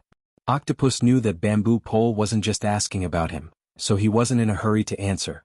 Instead, he carefully observed the surveillance footage before saying, "Everything is normal? What's going on?" "I'm not sure yet. I'm at the Shangding building right now. The president is leading the investigation." The octopus asked again. The force exceeded 10 standard units. "Is there an extraordinary attacking us?" "There's no conclusion at the moment, at least not yet, but we've basically ruled out the malfunction of the sensor equipment. That's because basically the mental side of B class and above will show varying degrees of reaction." Bamboo Pole was also a grade B psychic, which meant that he had also felt it. Other than that, Elder Yu, Mr. Bai, and Gao Tianshi, the three psychics had the strongest reaction. Of course, there's also President Ouyang. At this point, Bamboo Pole seemed to be talking to someone. After about half a minute, he spoke again. "Now we have a preliminary estimate. It might be an unknown powerhouse, definitely at the extraordinary level. It might be a famous expert, or it might be a mutant species from the wilderness that is currently extending its consciousness into this place." The octopus subconsciously responded, "A war? Right now, it's just tossing and turning on the mental plane, but it's always searching for an entry point to the material plane. It's tried many times, but it's not satisfied. It seems to be an obsessive-compulsive disorder." This is what the president said. The octopus chuckled twice. "I wonder who it is." At the very least, President Ouyang feels that it's unfamiliar. There's no corresponding data in the database. From the looks of it, it's more likely that it's an unknown mutant species. It might even be classified as a Darksider species. Like the human-faced arachnid? Don't jinx it. Bamboo Pole still had lingering fears from the chaos of Xia City back then, an extraordinary level Darksider species. "I didn't say it. You said it." The two habitually bickered for a bit, but Bamboo Pole quickly returned to the main topic. "In short, be careful in everything. Tonight is extremely sensitive. It wouldn't be strange for anything to happen. I don't need to emphasize this. In a moment, Mr. Bai will go over there. If there's anything, you guys can discuss it. Keep in touch and report in time." In addition, President Ouyang suggests that no matter who it is, reduce outdoor activities. He feels that the cloud layer above his head is quite awkward. *CK me? The octopus jumped in fright. He raised his head to look at the monitor screen. Luo Yuandao and Xiao Xinyu were currently slowly moving about on a soft and flat grassland. Luo Yuandao, who was practically a bag of bones, made a rare large movement. He stretched his body. During this movement, his head, which was tilted upwards, became fixed. He still had his hands on his waist, but he no longer swung his neck. Instead, he stared blankly at the thick layer of clouds in the sky. It was approximately 10:30 in the morning right now. Although there were thick clouds in the sky that blocked most of the sun's rays, it was still cloudy and not overcast. The sun's rays dazzled the edges of the cloud layer with layers of gold. A normal person would not be able to stare directly at the sky for too long before they would tear up from the stimulation of the sunlight. Looking at the sky for too long was definitely not a good thing. Luo Yuandao was even worse than a normal person. There's something going on over at the old man's side. I'll go take a look. Octopus didn't have time to say anything more to Bamboo Pole. He rushed out the door in 2 or 3 steps and ran towards the grassland. Fortunately, he had made arrangements beforehand. He had special nurse Hong, who took care of Luo Yuandao, come to the area in front of his office whenever he accompanied the old man out for a stroll. They were so close that if anything happened, she would be there in a matter of minutes. When Octopus rushed to Luo Yuandao's side, the latter was still maintaining his posture of looking straight at the sky. All right, the old man's eyes were closed. It was probably because of this situation that Xiao Xinyu, who was already by Luo Yuandao's side, frowned but did not try to dissuade him. Or perhaps he did dissuade him, but it had no effect at all. However, what did that extremely focused and serious look mean? Unexpectedly, when Octopus jogged over, Luo Yuandao suddenly said, "Zhongheng, you've come at the right time. It's been a long time since I've had such a neat and tidy impression." Quack. Octopus was stunned. He subconsciously looked at Xiao Xinyu. The latter did not say anything and only shook his head slightly. On the other side, Luo Yuandao continued, "Qingwen's train of thought is clearer than ours. I've also benefited greatly from her adjustment this time. Later on, Luo Yuandao said some unclear words, involving some unfamiliar names, professional terms and so on. In the end he said, I'll do my best to use Qingwen's method to repeat it once. You remember it too? Let's first study it and see if we can piece together an outline, to piece together the appearance of a deity.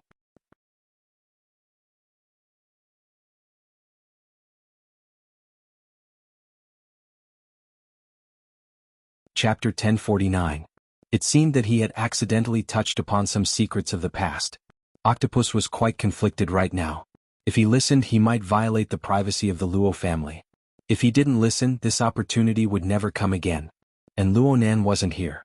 Having dealt with Luo Nan for a long time, Octopus obviously knew that this kid knew very little about the past of his grandfather and father, especially the past events in the wilderness.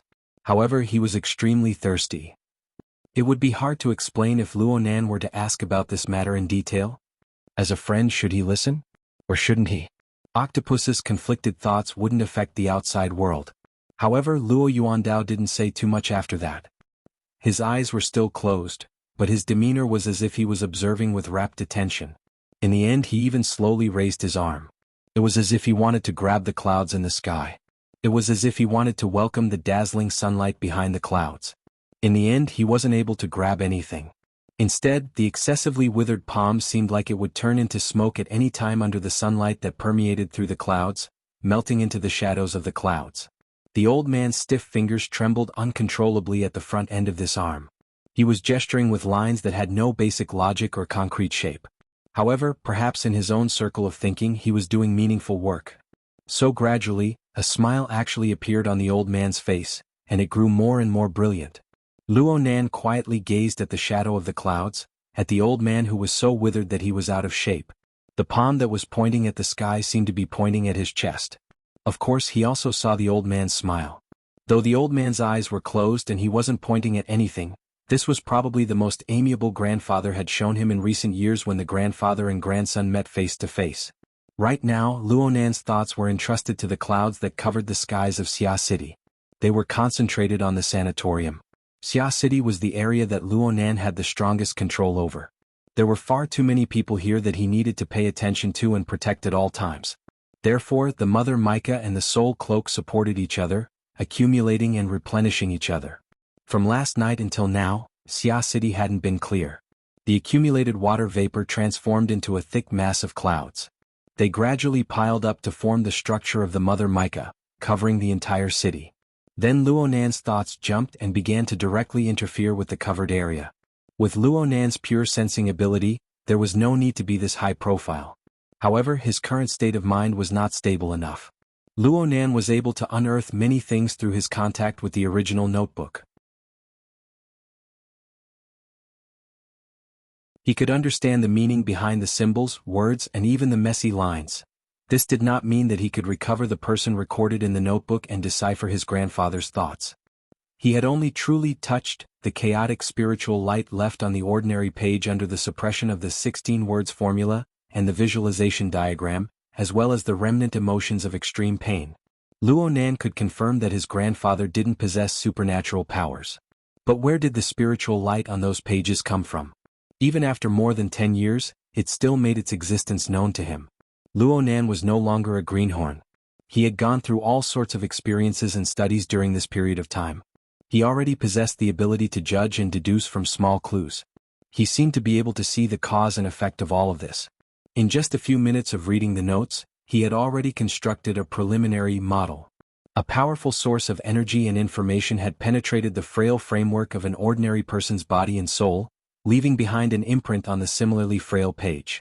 Within the split-page notebook, the chaotic strokes of the strokes weren't just simple ink and paint. They were the scorch marks of the writer's soul burning. Luo Nan was certain that his grandfather wasn't just a simple recipient when the source of radiation penetrated. That old man was clearly recording, controlling, and expressing something. Of course, the current notebook was a collection of the results of failure. There were no achievements to be seen. There was only fragmentation and pain. But in another sense, this was the result of the source of radiation penetrating the frame of the old man's body and soul. It had the smallest deformation and the most retained results. What was the source of radiation? Where was it? How did it arrive or connect? Those fellows who could understand, or at least partially, were probably researching and considering this question. In the past, no one cared about formatting theory. When the archetype format was at its zenith, there probably weren't many people who cared about this sort of thing. These notebooks that recorded the failures and sealed errors were sealed in the depths of the laboratory, never to see the light of day. But now the situation was completely different. Clearly this was largely due to Luo Nan. Those fellows thought of every possible way to dig out the source of Luo Nan's power, especially the location of the new plane. Perhaps they had bound all of Luo Nan's achievements to date to the unknown resources at the core of the new plane. Needless to say, Luo Nan thought the same. The only difference was that those fellows were thinking of the new plane, while Luo Nan was thinking of the Sunwheel Hell. There was no way around it. This was his first reaction. Luo Nan had long since known what his grandfather and parents were concentrating on, observing and researching. It was the mist maze. It was the mysterious existence of the Sunwheel Hell in the depths of the mist maze that could not be effectively explained to this day. His mother's North Coast gear had opened the door to the cloud world. That place was the product of the collision between the mist maze and Earth's local spacetime. His father's tree hole was formed for the purpose of observing the mist maze and ultimately pointed towards the Sunwheel Hell. As for his grandfather, although the scope of his research seemed to be the transformation of the frame of the human body and soul, he was without a doubt the leader of this line of research.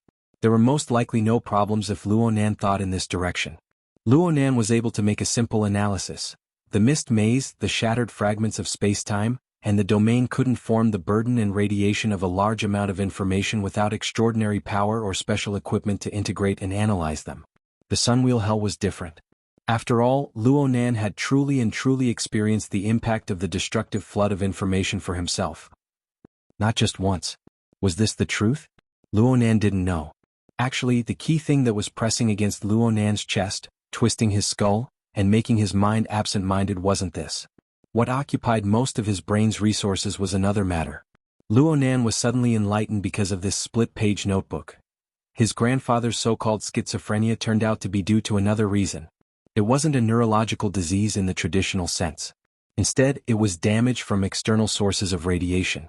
New discoveries always brought new thoughts. Luo Nan thought, maybe I can do something? This thought germinated and couldn't be restrained. Therefore, Luo Nan hurriedly changed his thoughts and headed straight for Xia City.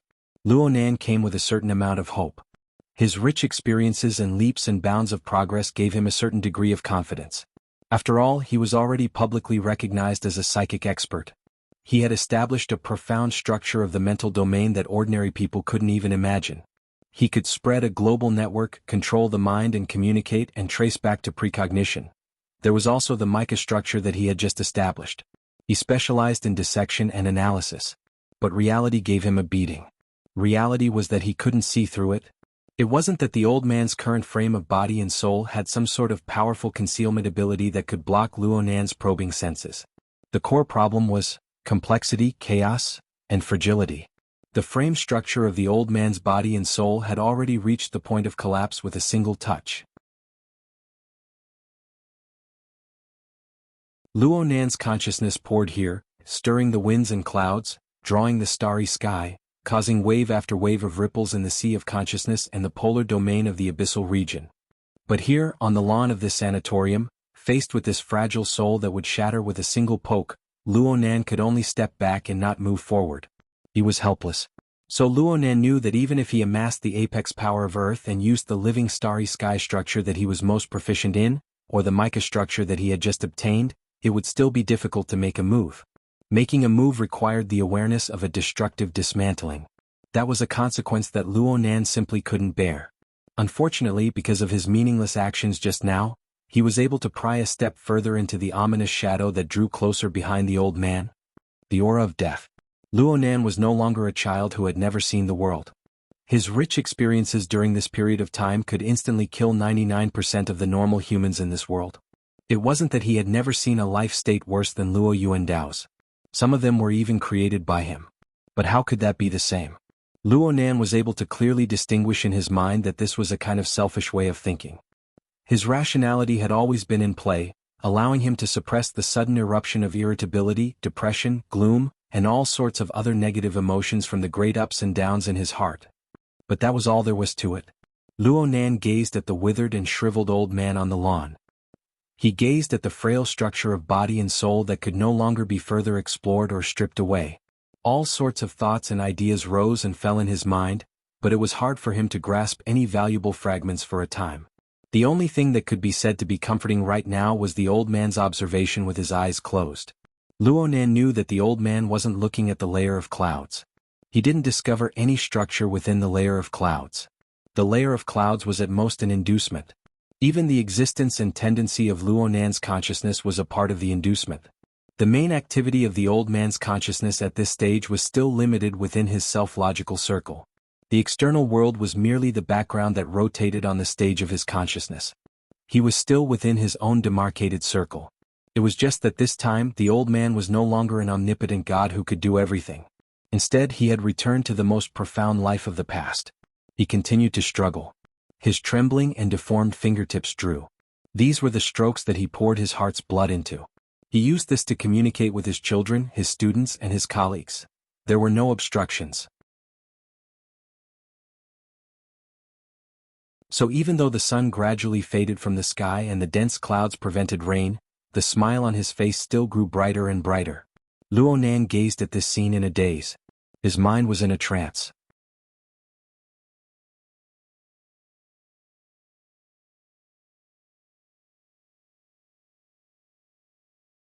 Chapter 1050.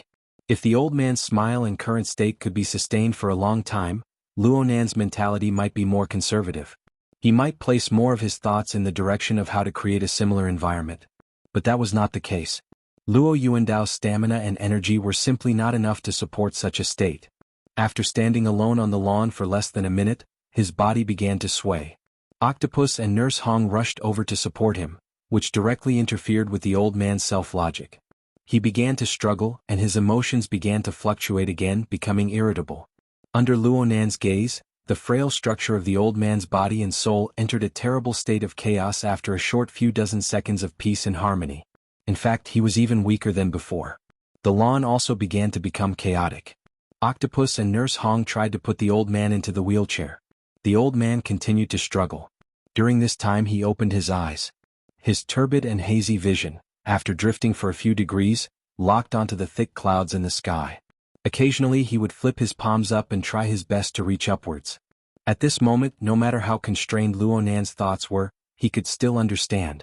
The old man's self-logic formed a link with the clouds in the sky, bestowing a certain peculiar value to it. Perhaps this was the moment when the grandfather and grandson were most connected in over a decade? The problem was that this might not lead to a good result. Muffled rolls of thunder clearly rang in the sky, but Luo Nan's mind escaped during this time. Let's put it this way for the time being. He completed a great switch between Xia City and the Central Pacific Ocean. Due to the shift in focus, the water vapor fake body that had dissipated for a moment on the cruise ship solidified again. Plus, Blood Demon reacted very quickly. His body control ability was astonishing. Even though everyone knew that Luo Nan's soul had left his body a bit, the awkward situation didn't last too long. And at this time, Zhang Yingying's chain of calls helped Luo Nan out of his predicament. The signal came from Xia City, and it chased Luo Nan all the way here. Luo Yui, you've gone too far. The moment the call connected, Zhang Yingying opened her mouth and scolded, "You do whatever you want. It's fine if you don't follow the plan, but why can't you contact me at all when you're looking for someone?" Did I? Luo Nan's mind was still a bit absent-minded. Zhang Yingying's energetic voice sounded righteous. Didn't your communicator explode? Either the line is busy or you're not picking up. I can't tell that you're quite busy. Except for who else is coming to harass me? Luo Nan retorted in passing. He absorbed a bit of strength from the other side in passing, allowing his mood to calm down a bit. It was also because of Zhang Yingying's reminder that he also split off a portion of his consciousness and swept it over the North Bank's underground laboratory that was several thousand kilometers away. Luo Nan's various communication tools were perfectly placed there. They were originally meant to confuse the enemy, but right now they were just serving as a signal relay station. The only advantage was that he could log into a large local area network like the Psychic Wave Network, which had limited coverage without any problems. He could Psychic Network Soul Network, but he was Limited Range Network. Luo Soul Luo Nan. Luo Nan sighed. He gradually reduced the hybrid structure of his soul cloak and mica, interfering with the material plane of Xia City. This could be considered as tidying up the mess left behind by his sudden escape. Hopefully, President Ouyang and the others would not work overtime because of this. Aside from this, Luonan also saw Zhang Yingying's so-called exploding phone calls. Actually, there were only 2 or 3 of them. As for the other 2, while she was distracted, Zhang Yingying asked again, "Then Yuan, why have you had enough harassment, or have you been harassed enough?" Zhang Yingying asked, "Are you done harassing or being harassed? Give me a definite message. There's still 4 or 5 hours until the auction starts. Have you arranged any programs?" Programs? Luo Nan's gaze subconsciously swept across Blood Demon and Wan Liuhua's faces. He had no intention of asking. Even if there were programs, he wouldn't be interested in participating, let alone programs. "No, I can't do this."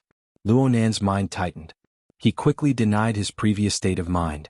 If he became distracted, lost in thought because of a notebook, then wouldn't he be exposing his weakness to others? In the end, Luo Nan had learned a few things when it came to interpersonal communication and scheming. Perhaps it was very difficult to do it perfectly. Perhaps it wasn't worth mentioning in the eyes of experts, but he still needed to improve through experience. If he improved a little, then the enemy would misjudge a little. Wouldn't that be the case? Luo Nan calmed the churning thoughts in his mind once more. He redistributed his consciousness to various spatial directions. He needed to be a bit more in front of people, especially in the jadeite light. It would be best if a situation like Blood Demon's palm smashing into his shoulder blade didn't happen again. Luo Nan's thoughts flowed. It only took a second or two for Luo Nan to laugh. "I can ask about programs, but I don't have any." "I do. Can't I find some fun on such a large ship?" Luo Nan's laughter was abrupt. In truth, it was a bit terrifying. Zhang Yingying was stunned for a moment. She didn't respond immediately. Luo Nan temporarily stopped this topic. "Your line is busy. I'll make another call. Contact me later." Luo Nan didn't do as Zhang Yingying said and immediately made a call. Instead, he turned to look at the person in the elevator who needed his attention the most. Tu Gu, the bodyguard-like extraordinary, was still lingering in the elevator. The direct reason for this was the tool that came with him. This person was possessed and controlled by the necromancer. It consumed a lot of energy. Tu Gu spent quite a bit of effort to give this colleague the strength to stand up. Luo Nan asked, "Do you want to have afternoon tea together?" Tu Ji's attitude was still restrained and polite. "It's okay. I took the liberty to disturb you. I hope you can forgive me." He didn't say anything more. He gave Luo Nan a nod and supported his tool colleague. They walked back into the elevator and left. Luo Nan only turned his attention back after the elevator closed and went up. Blood Demon slapped Luo Nan's back again at this time. This time, both the slap and the reception were done quite perfectly. "This fellow Tu Gu isn't simple, right?" "Yes. He's very strong. He's very organized." Blood Demon was stunned for a moment. He soon laughed. "Brother Luo, your comments are quite unique." Luo Nan laughed. He didn't speak in detail. He thought for a moment, found a number and dialed back. "Hello. Sister Pomegranate." He was calling his cousin Mo Han. She was also one of the 2 people who had called just now. Mo Han was clearly in class. She picked up quickly and spoke in a low voice. Luo Nan could still hear the unhappiness in her tone. "You're back from playing around? Don't look for me. It's Yuqin looking for you. It looks like it's quite urgent." Luo Nan immediately understood. Yuqin's call must have gone unanswered. She was worried that Luo Nan wasn't picking up on purpose, so she asked for Mo Han's help. Aside from being urgent, this method of doing things was excessively careful. It showed that Yuqin held more reverence towards Luo Nan. However, there were certainly many twists and turns involved to be able to force Yuqin to this point. Luo Nan didn't hope to understand everything in an instant. He also didn't want to waste his brain. He gave Mo Han a few vague grunts and hung up the phone. Luo Nan thought of an old acquaintance of Xia City who he had met on the same cruise ship not too long ago. That person was Yuqin's father. What was his name again? You're tuning in to the Han Li's Wuxia Chronicles YouTube channel. We're so grateful for your support, and don't forget to subscribe to join us on this incredible journey through captivating stories. Your generosity through donations truly makes a world of difference, as it's the primary source of revenue that allows me to expand and enhance this channel for you. Thank you from the bottom of my heart for being a part of this adventure.